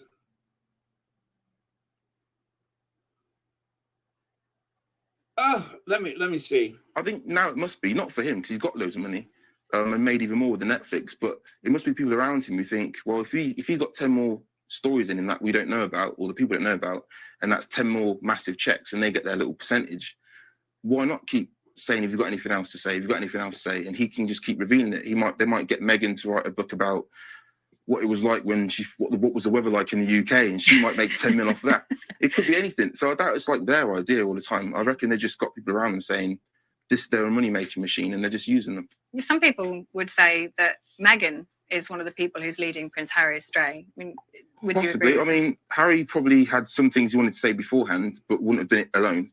And Meghan may have encouraged him and given the confidence to say his piece. Now, I do agree that it was not nice to hear, but it was good, right, to say like how he felt about why he left the UK, and I felt that was good that he said it. Whether you believe it or not, different story. But I felt that was good that he said that. But now he said his piece, like, go and live your life. Then I don't understand why he keeps coming back for round 2, 3, 4, 5. I just think if you got a chance to go and be happy, which is, I thought that's why he left, to protect his family. Just go and do that. What he's doing now, it just seems it's kind of not helping, not doing any favours. Yeah. I've not been following the story like massively, but just looking just in general, I just looked at it and just thought, what is he? So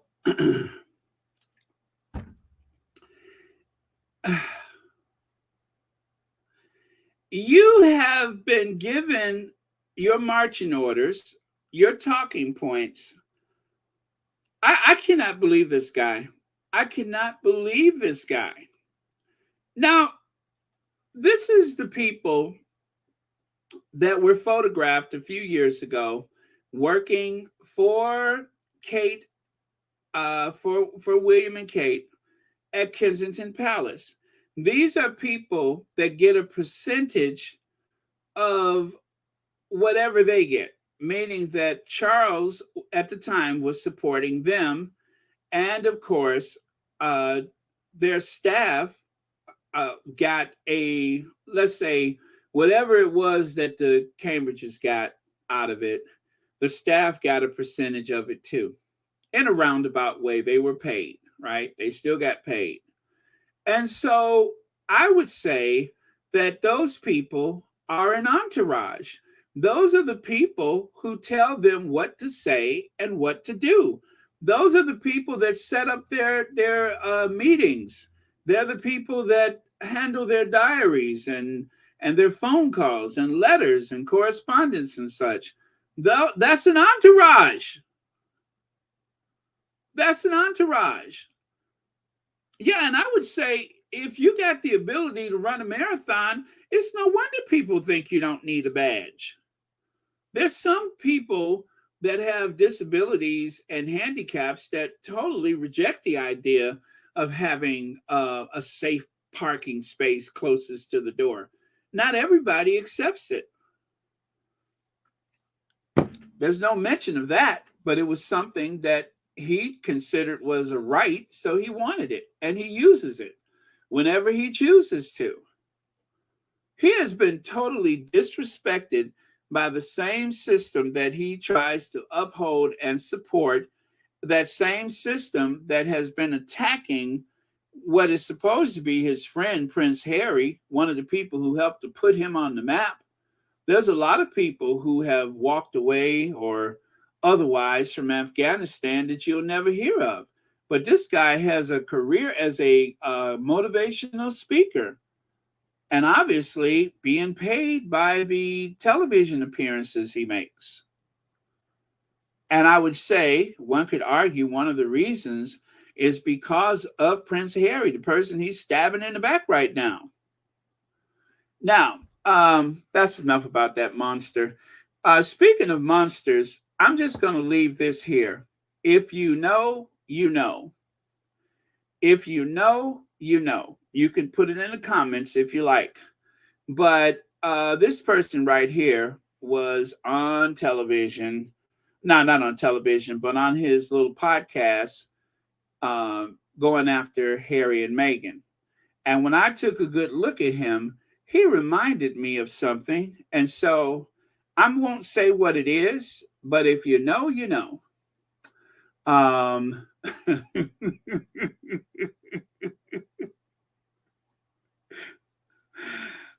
man. You know, anytime that they ask, what is the American standard of beauty? They always say, oh, California, blonde hair, blue eyes. Well, this just goes to show that all that glitters certainly is not gold.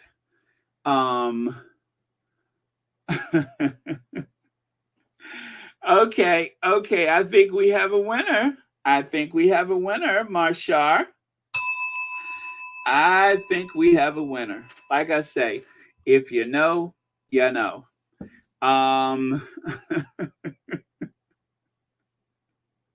But you know how sometimes I say certain words trigger me? Well, sometimes certain faces trigger me. And I was so triggered, I just said, if you know, you know. I wasn't going to say anything. No, Pam Porter, it's not Baby Jane Hudson. Nope, not Baby Jane. Marshar got it right. If you know, you know. But I'm sure your fingers are moving feverishly trying to sort that out, right? It'll come to you.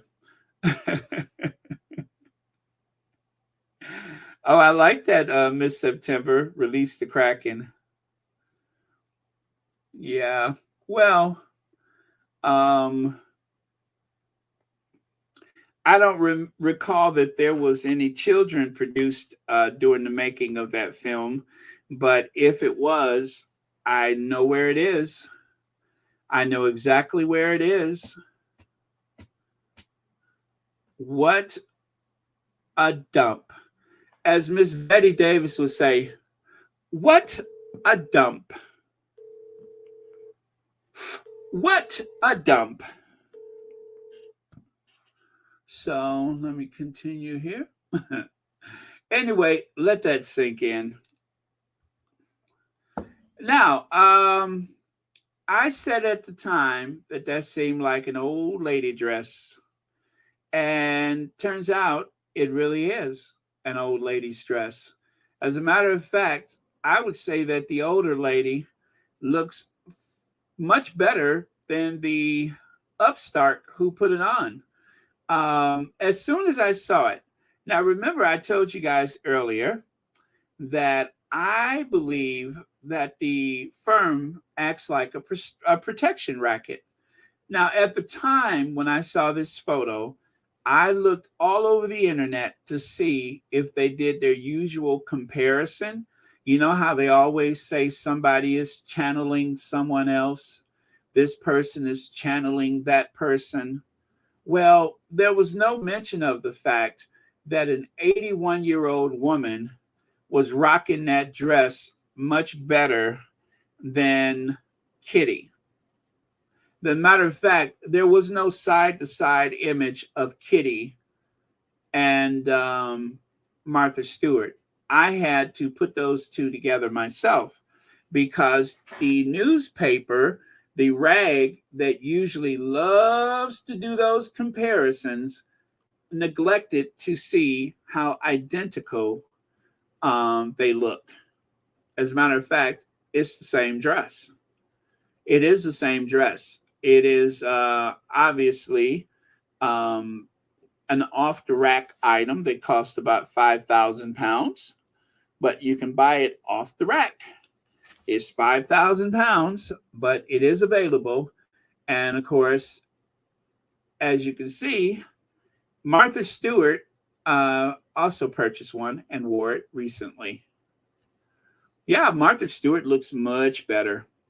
I think the other one kind of looks old and frumpy, but Martha Stewart, she gives the dress the much needed dignity.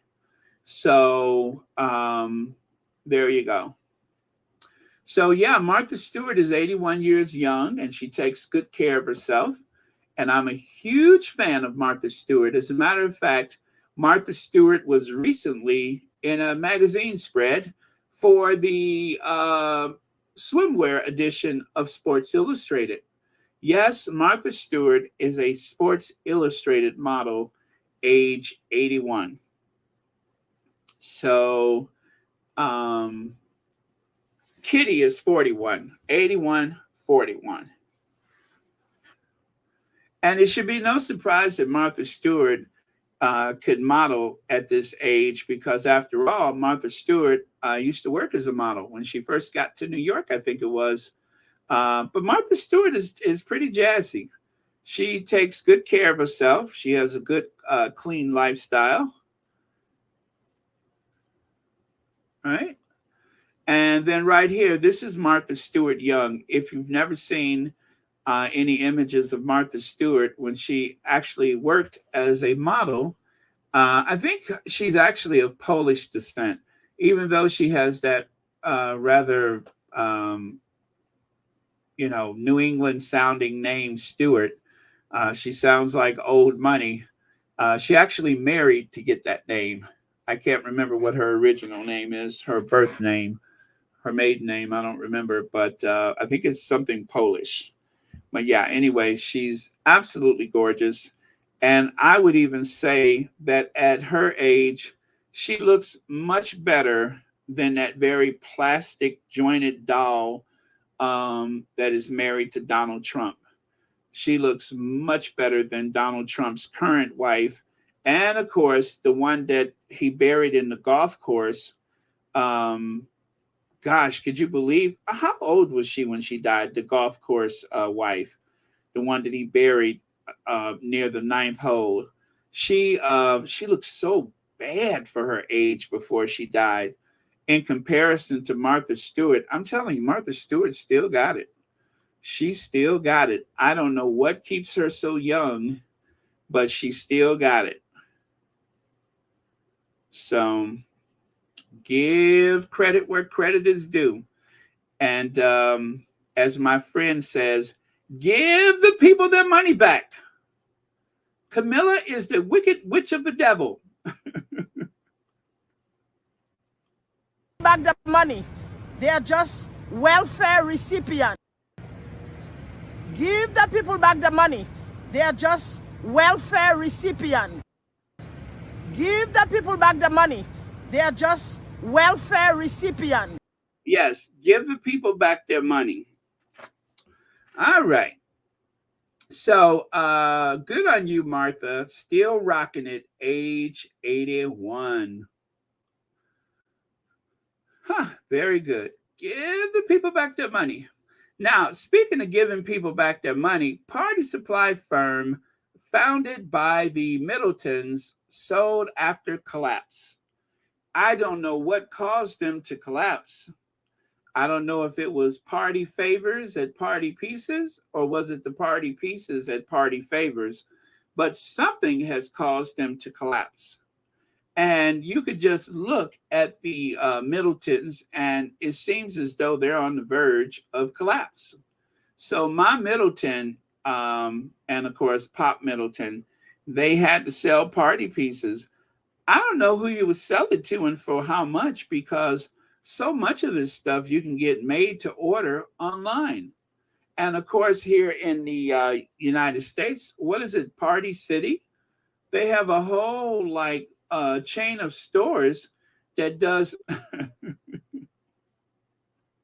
that does nothing but supply party supplies, except for the stuff that Uncle Gary supplies. I don't think that's even legal, let alone possible for a major chain of stores to supply that. But yeah, not Uncle Gary's party supplies or party favors. I'm talking about the party pieces at Party Pieces, not party favors from Uncle Gary. Yeah, I don't know what I'm saying either. And Dollar Tree, yeah, Dollar Tree also sells that stuff. So yeah, very true, Marshar. So it was a good idea during the old days of the, 1-800 and the .com boom. Remember that? But now nobody needs party pieces. As a matter of fact, nobody even needs the former party princess. She's only there because, she has those kids. But otherwise, she's become obsolete. The whole family is pretty obsolete. They are so 19. No, not 19, but no, they're so 1990s. You know what I mean? Yeah, they're so 1990s. They're not really needed anymore. Yeah, I don't know what it is that keeps Martha so young, but I suppose that Snoop Dogg has something to do with that. Snoop Doggy Dogg helps to keep Martha Stewart young. So yeah, Party Pieces has collapsed, and my Middleton, I guess she can go and drown her sorrows in that beverage that she was sipping out of a paper bag. She can go and drown her sorrows into her beverages. Now, Disney pulls plug on a $1 billion development, a new office complex, and relocated a division from California.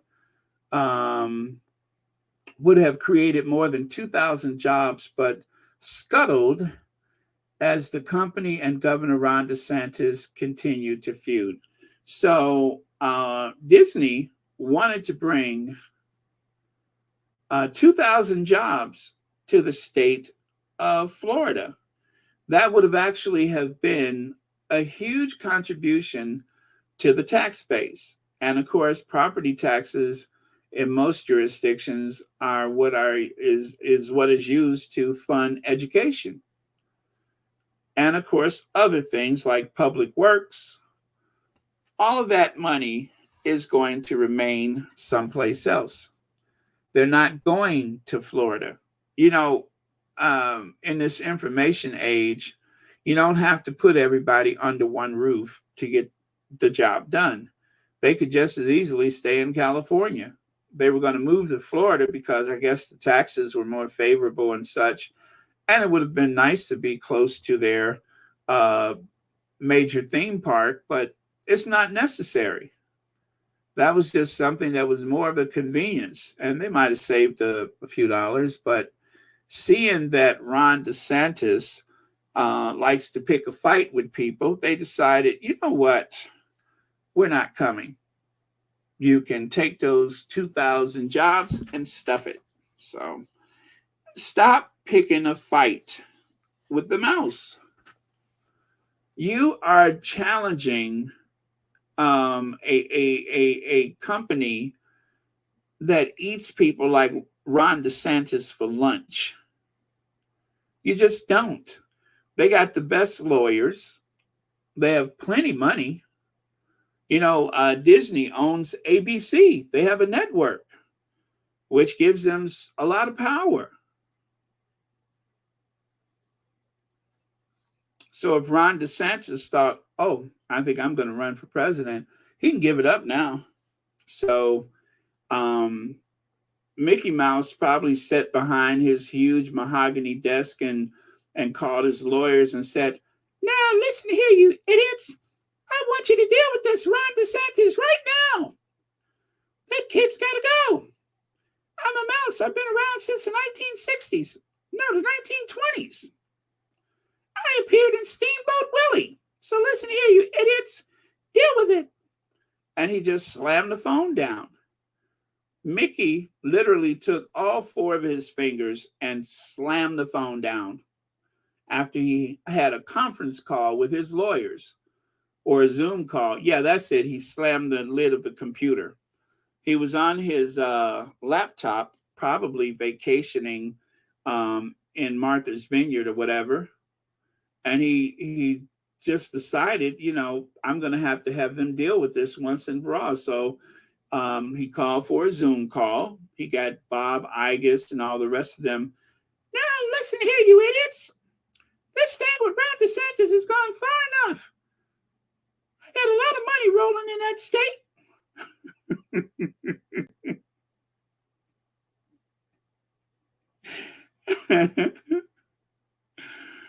Oh, man. So thanks to Mickey Mouse, that is one Republican who is going to rue the day that he ever messed with Disney, because the mouse is mightier than the governor. Now, basically, what happened to Irene Mayer in 2019 and Helen Holland last week, currently in a coma, both hit by police motorcade escorting William and Kate and Sophie. Harry and Meghan didn't want a similar thing to happen to pedestrians and other motorists. So here you have a situation which ought to be around-the-clock coverage by these same people that just cannot leave the Sussexes alone. This is the story. This is the real story right here, is the fact that this woman is in a coma. So, yeah, I grant you, we should have been able to have a good, I don't know, couple of days of coverage about Harry and Meghan, but not in the way that they're covering it, where they're blaming the victims. But instead, you have someone in a coma. You have someone in a coma because one of the unknown, if you ask Americans, who is the Duchess of Edinburgh? If you ask most Americans, who is the Countess of Wessex? Or if you ask them, who is Countess Sophie? Who's Edward? They don't even know who Edward is. So how would we know who Sophie is? And yet, this very minor individual in the grand scheme of things was in such a hurry that one of the Royal Protection Officers, I believe he was on a motorcycle, nailed this old lady as she walked across the street. Isn't that something? Poor Helen Holland was just walking across the street, as she often has over the years, and somehow a royal that we don't even know, that is on nobody's radar, certainly does not live under the threat of harm. If someone were to somehow stop that motorcade and yank Sophie out of the back of that official government vehicle, how long do you think it would take for them to realize that we're not going to get nothing for her? There would be no attempt to extort money for her, because, you know, it'd be different if they grabbed a Bentley or a Lincoln Town car, for God's sakes. but you're not going to get any money for a Ford Fiesta or a Ford Escape. You know what I'm saying? People who have had their Ford Fiesta stolen, they don't even report that to police because they don't want to run the risk of having the person on the other end of the phone laughing. They did what? Well, what kind of vehicle is it? You play too much, click. You know what I'm saying? So it's not like when they tried to grab Princess Anne. Now, Princess Anne, you might have got a couple of dollars for her or a couple of pounds for her, but you're not going to get anything for Sophie. So why they feel like she needs police protection is beyond me. They don't even know who she is. They would think that she was just like the nanny or the housekeeper that was running a very important errand for someone important. They would have no clue that she was anybody in particular. As a matter of fact, I'm pretty sure there's some people in the royal family that are like, and what did she do? How is she related to us? Who? Edward. Oh, okay. You know what I'm saying? So you're not going to get any type of money trying to extort anything for her safe return. If nothing else, the palace would probably say that they declined the comment. And that'd be the end of that.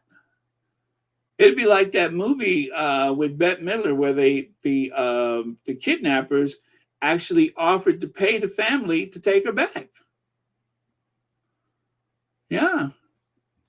They'd mark her down for ransom. The ransom would probably start at about, I don't know, 2,000 pounds. And by the end of the week, they'll be like, I tell you what, I give you 20 pounds if you just come and take her back. So, yeah, I don't know what the hurry could have been. So I hope that poor Helen Holland is okay. And I think it was just a real shame that they thought it necessary to whisk her through the streets of London as if she had something important to do or someplace important to go. That is Sophie Wessex, the newly minted Duchess of Edinburgh. She does not matter. She has no significance within that family. I mean, literally, she could not go to any function ever again, and people wouldn't miss her. She's an appendage. She's like some type of birthmark. Yes, that's what she is. Or as the can you tell I can't stand her? Just like they said on Celibacy, she's like that spaghetti stain that you just can't seem to get out of the Tupperware bowl. That's what she is. She's a spaghetti stain on a Tupperware bowl. You just can't seem to get it out no matter what you do. That persistent spaghetti stain just stays like fused into the plastic. So that's what she is. VS speaks royally, and you're making it rain on me. Thank you for being here, VS. Thank you for being such a calming voice through some of the worst of times. I tell you guys, sometimes when I'm prepping, I like to listen to VS because she calms my frayed nerves every time. So thank you, VS. You are a comfort to all who listen. And you're making it rain on me. And of course, there is a image of the scene where the situation happened. And we are praying for a miracle. Family of beautiful and kind great grandmother, 81, left in a coma after being hit by a police bike in Duchess of Edinburgh motorcade, says they are deeply saddened and shocked. Yeah. Well, I hope she's okay. It sounds pretty grim so far, but They said the woman literally was knocked across the road. That is quite a shock on anybody's system. And I'm still wish they would do an investigation and try to sort out why did she have a motorcade in the first place. What is it about Sophie Wessex that needs protection? She's certainly not in the line of succession. You know what I mean? She married into the family. She came to the family penniless and heartbroken and destroyed because of her failed business. And so it's not like she really had any relevance. So I can't stand her. Now this is very curious. If you guys remember, I said at the concert after the coronation, they had a concert that William, they had hyped it up in the newspaper that William was supposed to say some glowing things about his father and stepmother. That didn't happen. As a matter of fact, William did not mention her name or acknowledge her, even though it was her coronation too. And then he went over and sat right next to her. And of course, at a certain point, when King and Queen were making their way to their seats, William didn't bow his head to his father, and he kind of turned his back on Camilla. Little Princess Charlotte actually did a curtsy for Charles. And then, of course, she did not curtsy to Camilla. I mean, literally, I was watching it on the video. And I thought that rather strange, somewhat odd. But it was exactly what I thought it was. They were giving her the cold shoulder. And then actually Tom Barrow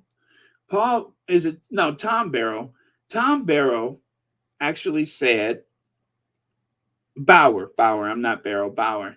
Tom Bauer actually said that there is a lot of anger toward the Queen Consort because she invited 20 family members to the Westminster Abbey for the coronation.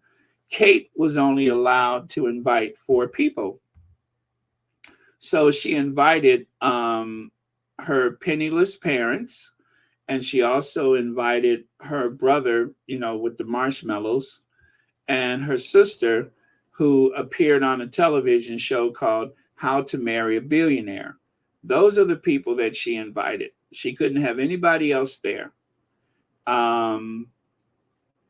So, yeah, and the balcony, who said, yeah, and well, you know what? Did you notice that on the balcony that William, Kate were at one end, kind of crammed together with their kids, including that other child who was like right next to them that was not officially a child of William's, but he was there anyway for some odd reason.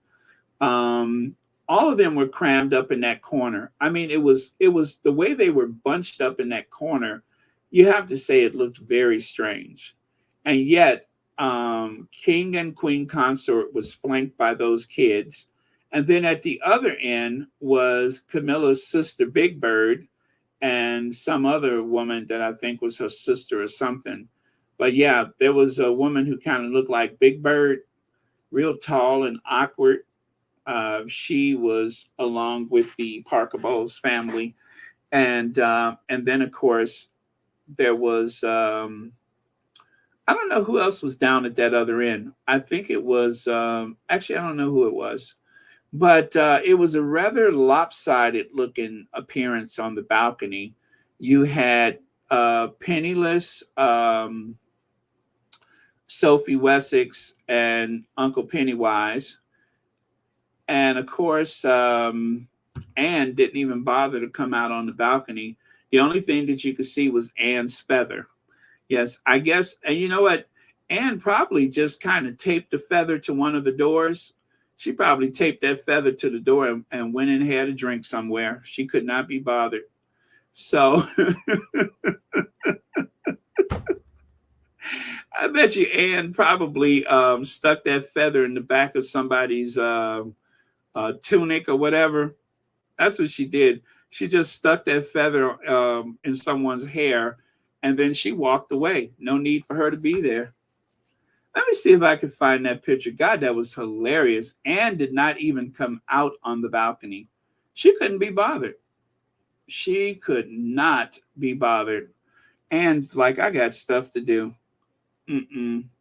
Sorry, y'all. I got stuff to do. Nope. And by the way, Camilla, you are not the queen.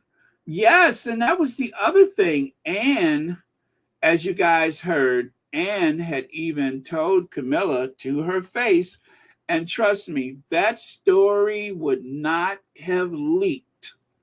That story would not have leaked if they did not want people to know about it. But they wanted to make sure that everybody knew that Anne told Camilla, but you're not the queen. But you're not the queen. You guys, I'm just going to say this. I'm going to say this.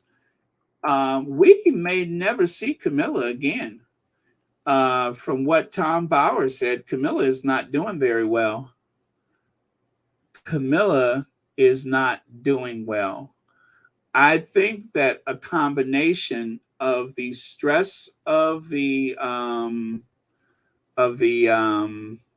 coronation, and of course being dissed by the family that day.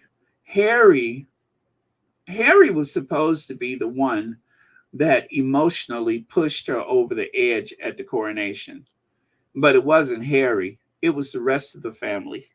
They said that if you guys have not seen that interview with Tom Bauer, I know it was Tom Bauer, but when I saw the headline, I had to see it. He said that there was a lot of angry people that helped Camilla become queen. He said the quiet parts out loud, which amazed me, but he said the quiet parts out loud, that there was a lot of people that helped Camilla get to that balcony, and that those people were not invited to the coronation. That list of guests at the coronation was a problem a month before it was released. That was a problem a month before it was released, because there were a lot of people that they owed a lot of things to, a lot of thanks to, and they did not get their due respect. So take a look at that photo right there. You can see Anne stuck her feather. She probably got her hat stuck on like a floor lamp. She put that hat on the floor lamp and went away. And Tim Lawrence is probably holding. Oh, I know, it's on a cane. You know that sword she had? Anne put the helmet on top of that sword, and her husband Timothy is holding the sword with his arm extended. With his arm extended out, so Anne didn't even have to be there. But yeah.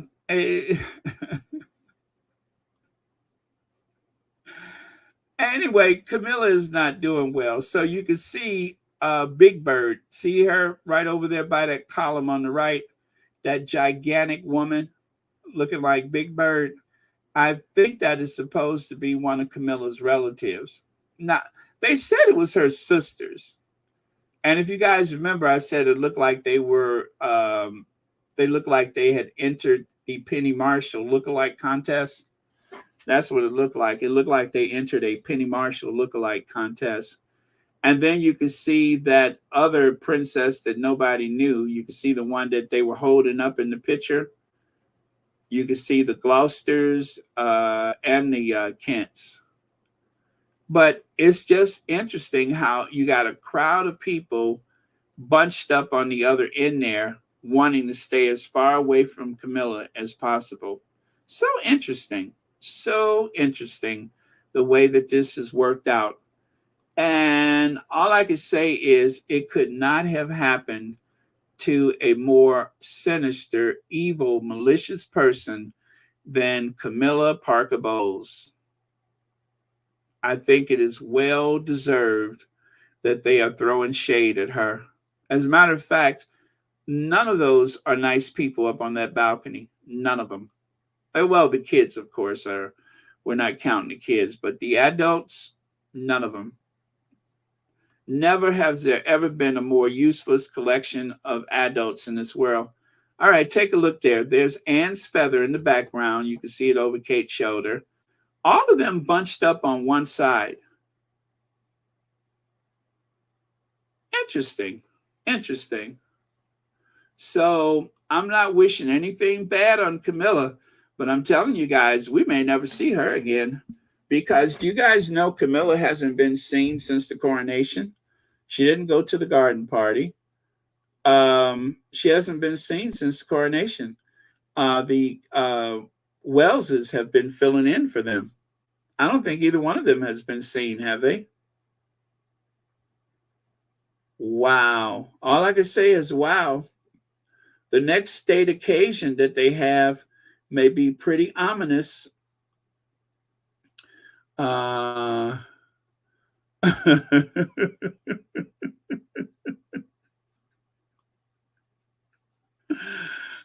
me see. William is such a disappointment. I always thought that William would have been a better brother to Harry. They would have been a force to deal with together if they wanted to modernize the monarchy.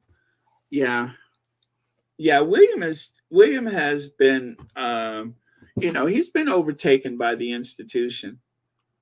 He has been overtaken by that institution, so he's pretty useless now. Whatever good he had in him is long gone today. Yeah, but they said that Camilla got a pretty raw deal. Raw deal implies that the person didn't have it coming. Camilla was dealt with at the coronation. Nobody curtsied. I think they said an entire side of the room, like a whole group of people, including Kate. When Charles went past, most people curtsied. When Camilla went past, bowed and curtsied. When Camilla went past, there was nothing. And then at the coronation, when she went past the senior royals, children included, nobody paid her any respect or took any notice of her. And Charlotte seemed to divert her eyes away from her. And then, of course, the tabloids said, oh, that very awkward moment that Charlotte forgot to curtsy. No, Charlotte didn't forget to curtsy. Charlotte was instructed to not curtsy. William turned his back on Camilla when she and Charles passed them as they were seated at the concert. Wow. Now, see, I wouldn't mind. I would be very entertained by all of this at this point. Well, actually, I'm not going to lie. I'm a bit entertained by it. But I would love to be more entertained by it if they would just leave the Sussexes alone. The press has a whole story there. Actually, there's several stories that they could talk about if they would just leave the Sussexes alone. And I think, people say this all the time, but I really do believe that they are going to go after Camilla. They may even go after both of them. But if it looks like Charles is drifting toward having a regent, which he very well could be, because remember, we ain't seen much of him either. If at all. I don't recall seeing Charles since the coronation. And when was the coronation? The 6th? It is now the 19th. Where is Camilla? And of course, the papers are not even asking, where's Camilla? They're not even asking where she is or how she is.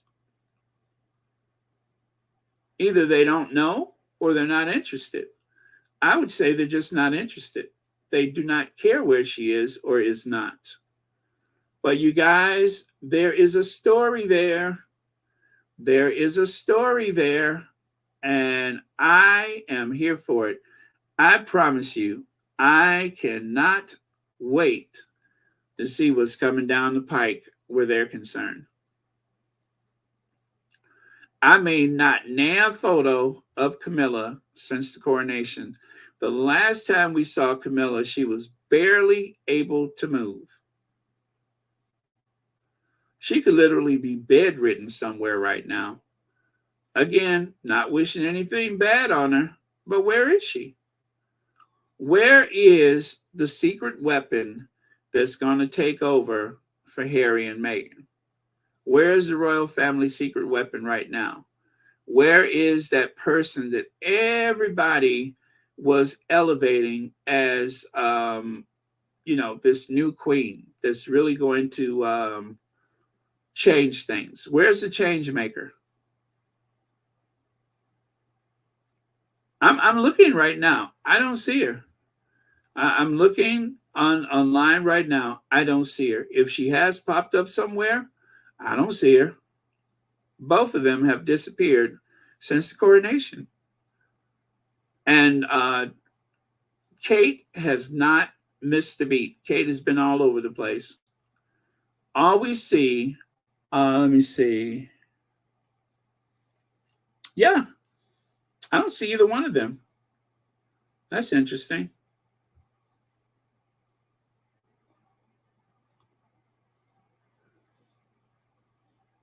Was this a date? Let me see. The 17th.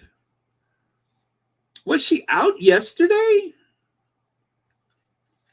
Okay, I see Charles. Look like they may have had something yesterday. I'm looking right now. That was the 17th. Today's the 19th. Oh, okay, day before yesterday. All right, looks like I'm wrong. Looks like they, oh God, she looks bad. Ooh, she looks bad. Oh, well. Okay, you say they were both out. Okay. Yeah, I just saw it. Okay, just making conversation, not wishing anything bad. But gosh, it took her that long to get back up on 2 feet or 4 feet. Yeah, it took her that long to get back up on 4 feet.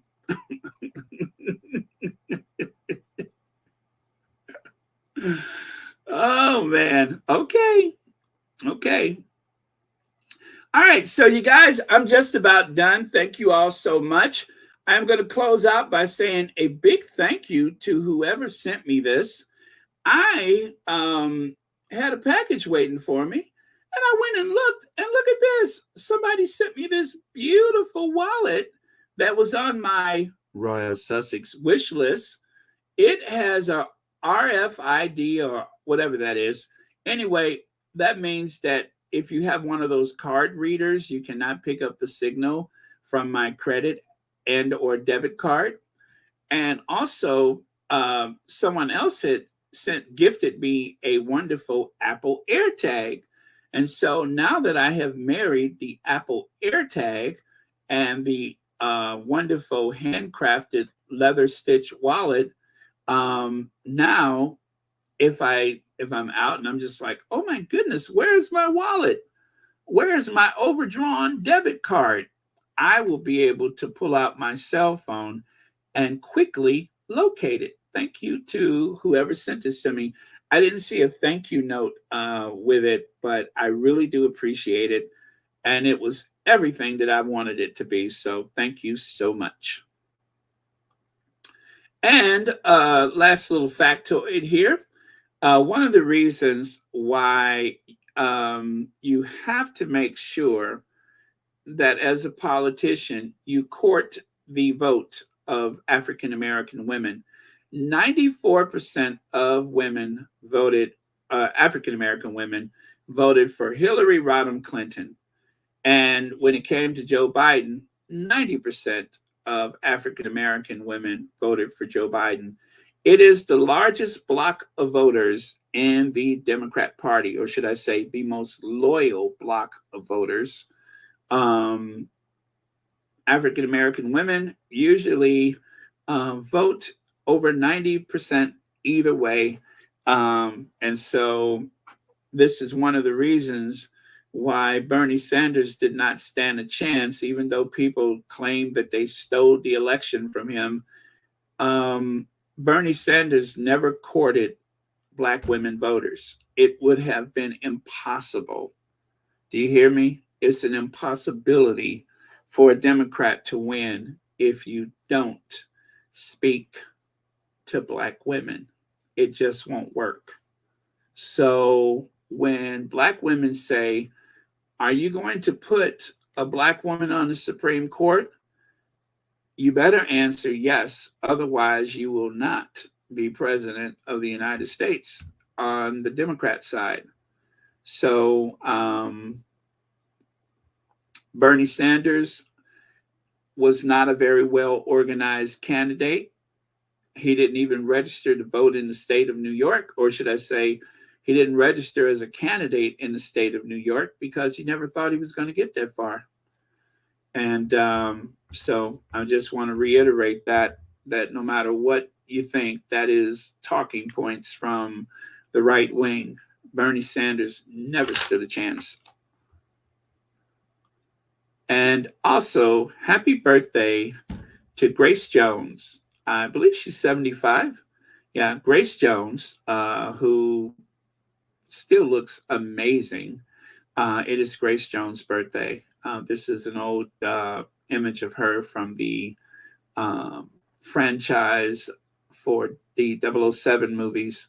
But yeah, so Grace Jones is up there, and I have to tell you, she still looks every bit the model.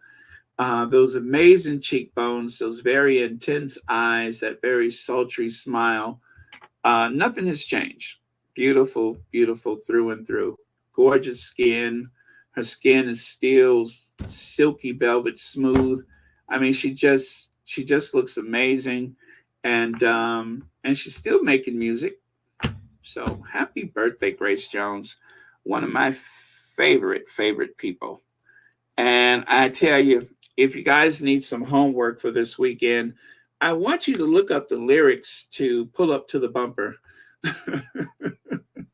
You will have that same epiphany that I had one day when I was singing, and I'm just like, oh my God, you mean to tell me I've been singing this all these years? And yeah.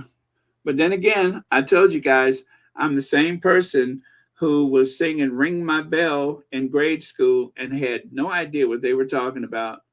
You can ring my bell anytime, anywhere. Ring it, ring it, ring it. Ow! Just imagine all of us kids singing Ring My Bell. You can ring my bell anytime, anywhere. Ring it, ring it, ring it. Ow! Yeah, we all just sitting up there, kids, singing Ring My Bell. Now, if anybody got it, it wasn't me. I was clueless. A lot of them things just went over my head when I was a kid, and I didn't know what they were talking about. I had this one really embarrassing situation, but my aunt made me promise I would never tell that story again as long as I live to anybody. So I cannot tell you, but it was one of those misunderstandings. I mean, the mother of misunderstandings. And and what's even worse was how long it took for me to understand that it was a misunderstanding. So you should not wonder why sheltered, naive little me thought they were talking about a bell. I didn't know what they were talking about. I mean, you know what I'm saying? The night is long and full of possibilities. Well, come on and let yourself be free. My love for you. I didn't know what she was talking about. You can ring my bell anytime, anywhere. Ring it, ring it. I had no idea. I thought somebody liked bells. That's all. I was a naive child. And it's just like I was with a group of people and we were singing Christmas tunes as they appeared on, the Christmas mix. And I was like, stop the music. Stop the music. We are not going to have these kids sitting up here singing Santa Baby. No, no, no. And I see that happens all the time. Unless you want to get the state involved, do not allow your kids to sing Santa Baby. It is far too risque. It is loaded with double entendres. And if there's one thing that I would be willing to ban, and that is children participating in Santa Baby. Too risque. So,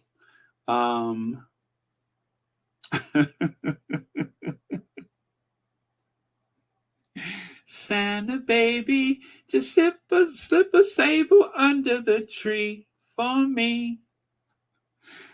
Been such a good girl, Santa Baby.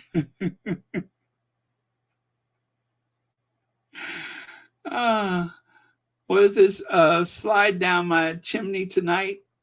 Don't let your kids sing that song. That's how kids get in trouble, if you know what I mean. You don't let them sing Santa Baby.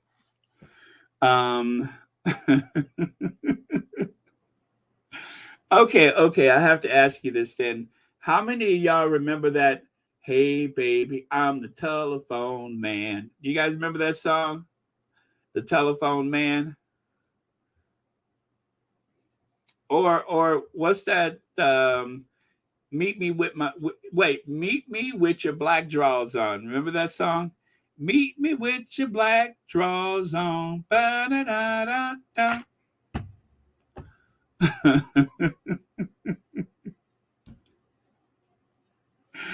I'm not even sure what that means. Meet me with your black drawers on. But yes, the Telephone Man. I remember that song from my childhood, and that was rather risque. And again, there we were, all of us kids singing the Telephone Man, having no clue exactly how raunchy those lyrics were. And by the way, if there are children watching Royal Sussex right now, I do apologize. But remember, I was a kid myself.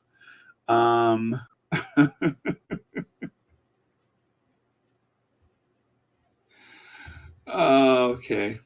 You do remember Telephone Man. Okay. Hey, baby, I'm the telephone man. I can put it in the kitchen. I could, what is that it says? I could hang it in the kitchen. I could something.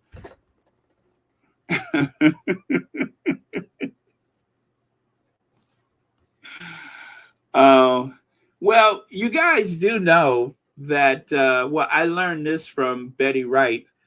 Midnight at the Oasis, she wasn't really talking about camels. Midnight at the Oasis, put your camel to bed. You won't need no harem, but blood.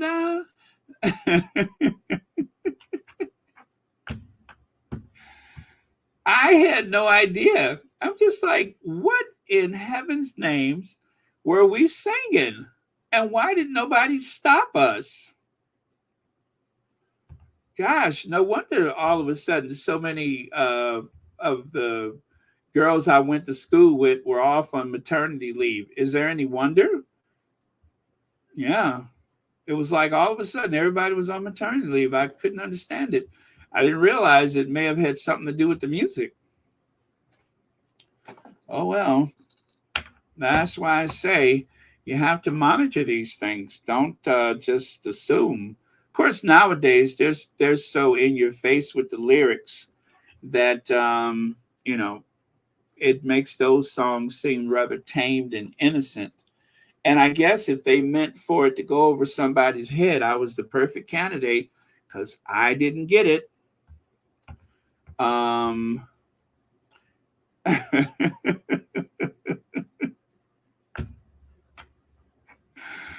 Oh man, I so enjoy these little. Joan Garcia. You have to really delve into those lyrics. Pull up to the bumper, baby, in your long black limousine. Mm-hmm. Yeah, that one, I had no clue. I know that song came out in 1980, so I should have been old enough to get it. I had no idea. I'm hearing car horns in the song. I'm thinking that they're talking about cars. I had no idea. Pomerose, again, I was clueless. I can understand because I was clueless too. Do, do, do, Mary Jane. I'm in love with Mary Jane. She is my main thing. She makes me feel all right. She makes my heart sing. And when I'm feeling low, I had no idea. I didn't know. I thought there was some Mary Jane girl. I didn't know. We were innocent back then. At least I was. I had no idea. But then later on, you find out that these were double entendres and hidden meanings and such. I had no clue. Let me see. I think, what's her name said it best? Mae West. They used to call me Snow White, but I drifted. Well, that was me. I was Snow White, then I drifted.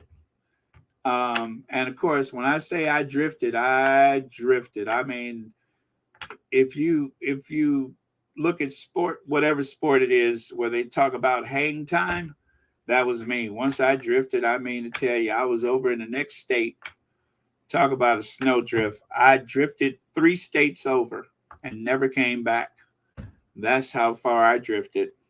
I am no longer Snow White. More like you. More like yellow snow, right? The snow you don't eat. Never eat yellow snow. I think this is a good way to end a Friday with some weirdness. But yeah, I had no clue. These things were so odd. And like in the old movies, you know how instead of having a love scene, they would show the waves crashing and the curtains blowing. And remember the movie Mildred Pierce, the way the needle was stuck on the record? And she was like, the record. And all you hear is that scratching sound. Well, I didn't know that scrut, the scratching of the record, I didn't know that was symbolic of. And trust me when I say this, I was well into my adulthood before I realized that they weren't just kissing. It wasn't just heavy petting. I thought it was. I had no idea that it was something more to it. Like I said, I was naive. I didn't get the metaphors. I didn't get the hidden meanings and such. So, like I say, I drifted. And after crossing 3 state lines, I finally landed, and I will never be the same again. Let me see here. Joy Morris says, everyone, please be careful. It's a lot of hate out there. I almost got hit by a red truck in a store parking lot. The truck went through a stop sign, yelling out crazy. I went in the store and he came in mad. Wow. Okay. Well, did you guys see the video where the guy was yelling the N-word out of his Jeep? He was yelling the N-word to these women, and he was driving a Jeep. And fortunately, they were able to get his license plate. And if I understood the video, it turns out that the guy is a bit of a prevert, as Archie Bunker would say, a prevert. As a matter of fact, this guy allegedly should not live in a neighborhood where he is close to younger people. I'll say it like that. He shouldn't I think by law, if they were right, by law, he's not supposed to live by a school, that he's on a list of people who are not allowed to live near a school. How about that? So, but they got a snap of that license plate, and all that information came out. So yeah, be careful, because there's people are very angry. There's like a anger nowadays that is hard to put into words, and it seems like people are just angry for no good reason. So how many of you guys watched Anita of My Duke and I?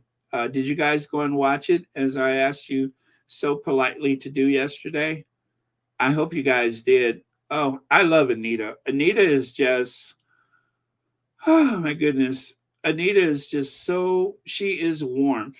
She is just warmth. There's something so warm and so lovable about her. And I actually interviewed her one day on Royal Sussex about seeing the Duchess of Sussex. And she's just awesome. And I love Anita.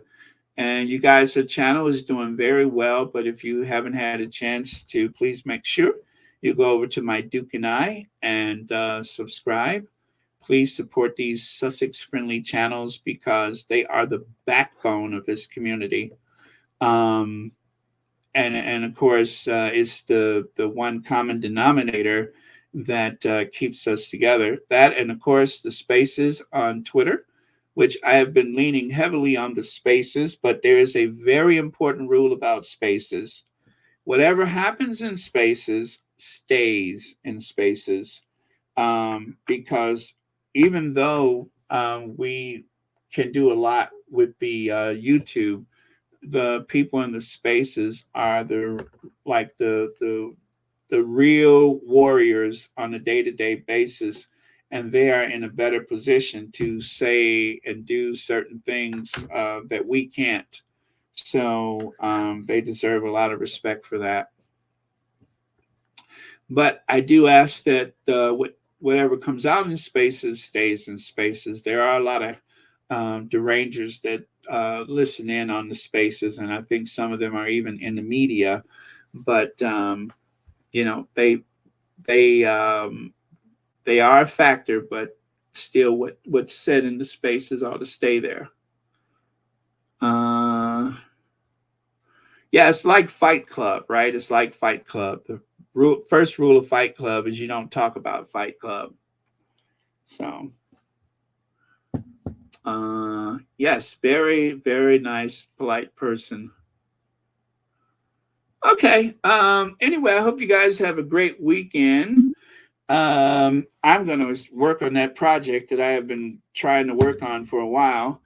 And I'm like, oh boy, 19 days past where I meant to start, but I'll get to it. I know I got some stuff that I need to organize from April, and of course, now almost all of May, but I'll get to it.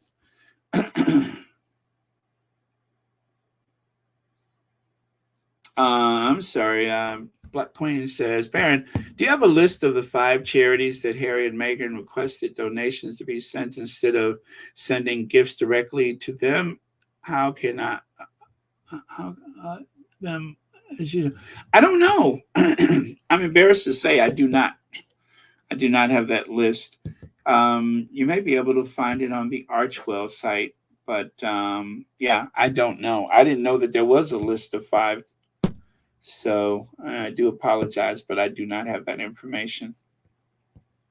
But it's a good thing to ask that question, Black Queen, because I have heard tell of people with some fake charities out there, and people who have been soliciting donations in the Sussex's name that are just pocketing the money.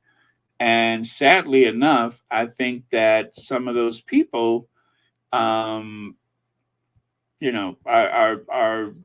people that we may have encountered on social media, and just saw an opportunity. I mean, we experienced that before in the Sussex squad.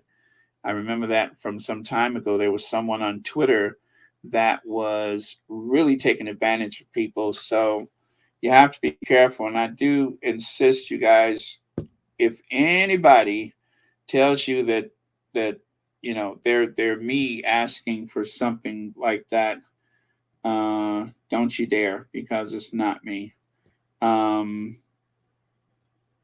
Yeah, so just be very careful with that, because you don't want to feed into anything like that that can be embarrassing, or even taking resources away from the proper charities. That would be a disaster. So it's not on Archwell. Oh, you said, oh yeah, I don't know. I didn't know that there was a list, but I need to find out about that. So thank you very much. Okay, so I am going to go. Looks like we're going to have rain today, and I'm starting to feel it, I think, even though I slept very, very well. Might be time to sleep some more. Oh, okay. Mad World says, Team Sussex created a channel that is dedicated. Oh, very cool. Very cool.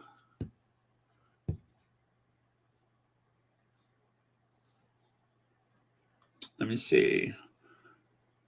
I did not hit the notification bell after signing up with Anita. She was the first channel I was looking for this morning when I woke up. Shame. Oh, that's too bad, but that's okay. You can do it next time. Lisa has a super chat. Baron, I thought Rick James was singing about a woman. I had no idea it was about something else. Yes. And I don't know, maybe because of that, that something else is legal. Most states, right? In all states. Yeah, I think it's legal now. So Rick James has actually, I guess he was ahead of his time, huh? Maybe him singing about his love for Mary Jane helped the world move on from the criminality of it, right? So yeah, very cool. Thank you so much, Lisa, for the super chat. Oh man, I remember the first time I heard Fire and Desire, Rick James and Tina Marie. Oh, I love Tina Marie. Love them and leave them. Oh, that's what I used to do. Use and abuse them. Oh, I'm like, sing it, Tina, sing it.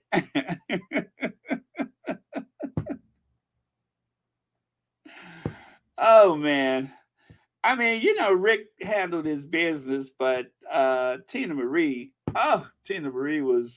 she was something else, wasn't she? Tina Marie, just the first time you hear her, she really caught people off guard. Now that was truly blue-eyed soul. That was definitely some blue-eyed soul there. I loved me some Tina Marie. I remember when I went to Portugal, I had to listen to Tina Marie. I'm like, finally, I'm here. I can listen to it. Yes, I got to put my Tina Marie on. Cue the Tina Marie. I'm in Portugal. Do, do, do, do, do, do, do. Hey! Oh, man. Yes, Tina Marie. She could throw down. Yeah. And did you guys see when Tina Marie sang to what's his name? Smokey Robinson. Oh my goodness. I had tears. I got goosebumps when she sang to Smokey Robinson that time. That was beautiful. I watched it over and over and over again. Yep. It was amazing that she just it was just, you look at her and then you hear her belt out those tunes, and I was just like, did that come out of her? Yes, it did. Yes, it did. Let me see here. Baron, we should have called you in with. I'm sorry. We should have called. We should have a call with you, and everyone takes turns singing with you. What do you think? Oh, that would be fun. That would be fun.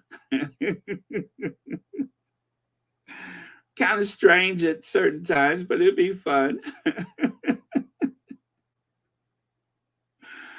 Oh man, that is something to think about. I like that. Oh well. These poor kids today with what they think is music, I almost feel sorry for them sometimes. Oh, I mean, nowadays you don't even hear love mentioned at all. Who talks about love anymore, let alone sing about it? So, and just think, back in the day, most songs, it was always about love. Where's love gone? Where's the love in this music nowadays? Which I'm not a prude. Some of the songs I listen to and I have a good laugh because the lyrics are so racy and dodgy and edgy, but still, there's nothing like a good old love song.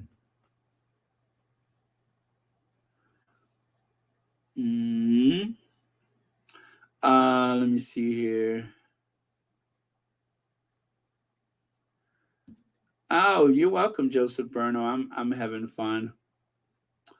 Although I probably should get going. So thank you so much to our queens, as always. And thank you to the moderators for keeping us a safe space.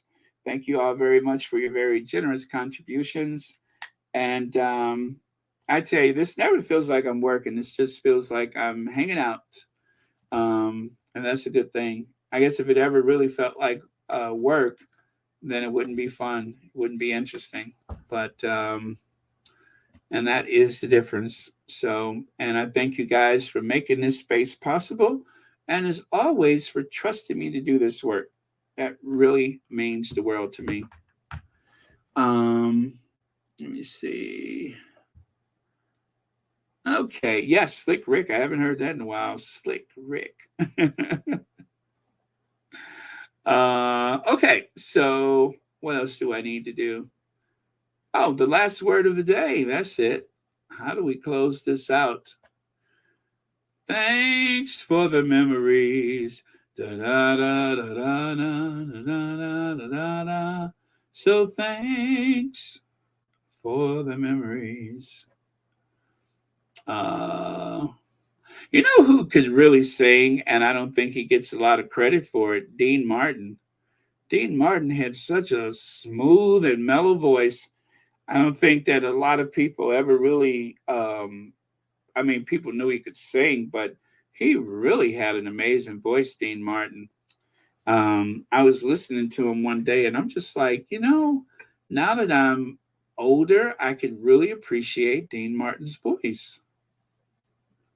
I really, I mean, it'd have been interesting if he had, you know, sang some, I guess, more soulful music. I wonder what that would have sounded like. But yeah, he had a beautiful voice. And I love to hear Nat King Cole sing songs in Spanish. Oh, that was beautiful. I mean, his Spanish was awful, but just hearing him sing it was awesome. Hey, Jacqueline Squash. Joan Crawford. Oh, yeah, you must be at that part of the video.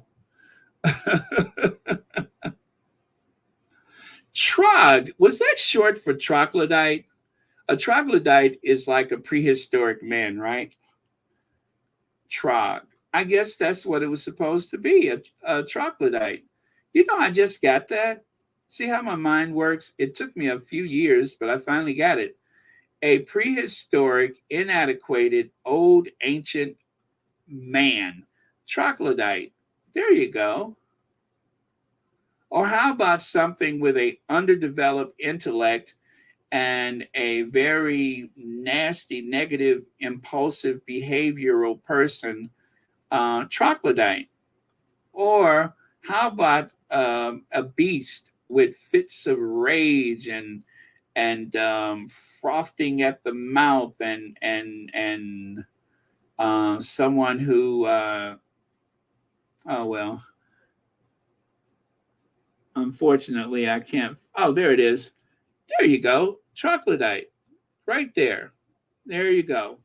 If you opened up an encyclopedia and you look for troglodyte, William would show up. So Black Queen says, let me see.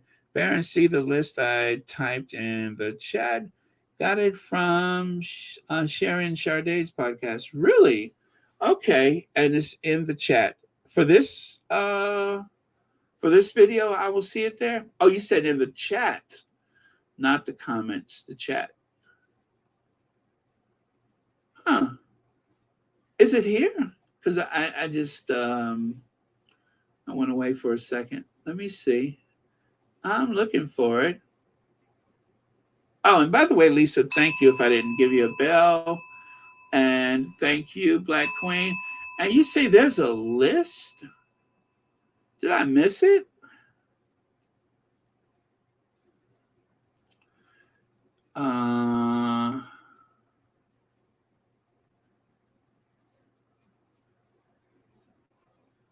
Thank you, Gwen Marie. I have been wondering that myself. Where is the love gone? Where is the love? Where is the love? Where is the love? Where is the love? Where is the love? Where is the love? Where is the love? Da da da da da da da da da da da da da. Okay, that was Roberta Flack, and was that Peeble Bryson? Not Donny Hathaway. That was Peeble Bryson, right? Yeah, I think so. Black Queen, I'm not seeing it for some reason. You said, you said it's on Sharian's. Yeah, you know what? Let me get off of this thing because I am starting to get a little tired. I will go over there and look for it. Thank you so much. Do do do do do do do do do do do do do do do. Where is the love? Oh, it was People Brown, huh? Okay. Where is the love? Where is the love? Where is the love? But in the meantime, They are just welfare recipients, and you and any other Brits give the people back the money. They are just welfare recipients living off the taxpayers of the British people, and the British people are stupid supporting that nonsense monarchy. Oh boy, when she said nonsense, I felt like I had a little piece of saliva hit me in the corner of my eye. I mean, when she says nonsense, I tell you, I could feel it. I could feel the heat of her breath on my face. When she said nonsense, she meant nonsense. Okay, thank you guys. Thank you for allowing me to take a stroll down memory lane. I feel the happiness and I feel the pain. Thought it was over. Here I go again. Do, do, do. The way you held me, no one could tell me that love would.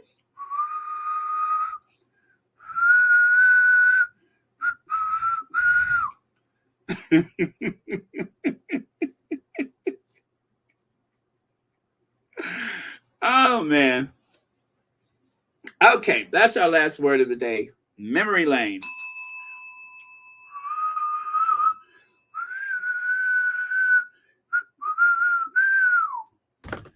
Boy, I tell you, when I hit those high notes, birds scatter from the trees.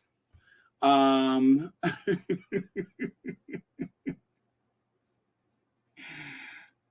man, did I just say birds? That's another trigger.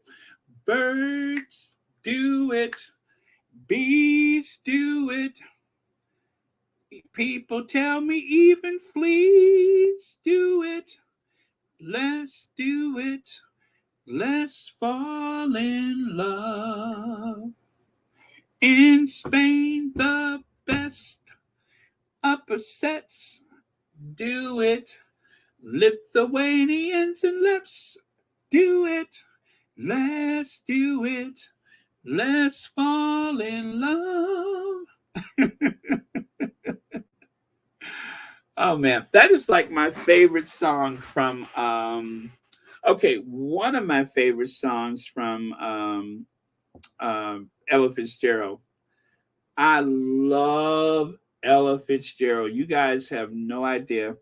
Ella Fitzgerald is just, oh, she's amazing. The Queen of Swing, Ella Fitzgerald. Amazing. So, okay. Now that I have gotten that out of my system. Oh no! Oh no! I'm terrorizing people's companions again. I got to stop doing that. Oh, I'm sorry. Oh my day says, "Where is the love, Donny Hathaway, Roberta Flack?" Thank you so much. Thank you. And Shelly L says it was Roberta Flack and Donna Hathaway. And there are no prizes, but thank you both for the super stickers. My baby don't care for clothes. My baby don't care for shows. My baby just cares for me. My baby don't care for cars and the races. Baby don't care for high tone places. Mashar, let me tell you something. I love me some Nina Simone. I remember when I was on my way to Paris, I was listening to that over and over and over again. I was on a train and it just seemed like, no. Was I on the train? I think I was on the bus. I was on the bus and I was listening to that and it was just like, boom, ba boom, ba boom, ba boom, ba boom, ba boom, ba boom, ba boom, ba boom. It just sounds like you're on a train, though. That is a great song. I have listened to it on the train before. And when you're on a train, it just seems like the beat, the sound, and everything matches that of a old steam locomotive. Just perfect for a train. So yeah, I love that song. And I love of course actually there's quite a few Nina Simone songs I love. She's just awesome. Awesome, just awesomeness, amazing, gifted. The high priestess of soul is what they used to call her. Baby don't care for high tone places. Liz Taylor is not his style. And even Liberace's smile, something he can't see. It's something he can't see. But why do I try with baby? My baby just cares for. My baby just cares for. My baby just cares for me. Ba-doop, ba-doop, ba-doop, ba-doop, ba-doop, ba-doop. Boom. Love that song. Anyway, now that you guys have gotten me talking about Nina Simone, I really do have to go. Oh, and it's been 3 hours. I know I'm about to go. So I will see you later, guys. Thank you so much. Love you. See you all tomorrow. Thank you for dragging me, kicking and screaming and laughing and hopping and smiling down memory lane. So it has been a pleasure. Yes, and I will see you guys. And hopefully Petal will be on tonight. I think Petal's still having her computer thing going on, so I hope that that is resolved soon because I tell you guys, Petal, I've said this before, I will say it again. Petal has made me work so much harder because when you see someone doing something at that level, you really want to be able to be a part of it. You know what I mean? So, and it's what the squad deserves. You guys deserve the best of whatever we can do. So, on behalf of all the content creators, thank you so much. And with that, I will see you guys, and I'm going to cue the Ginger Avenger. Where is the Ginge? All right, come on, Harry, do it.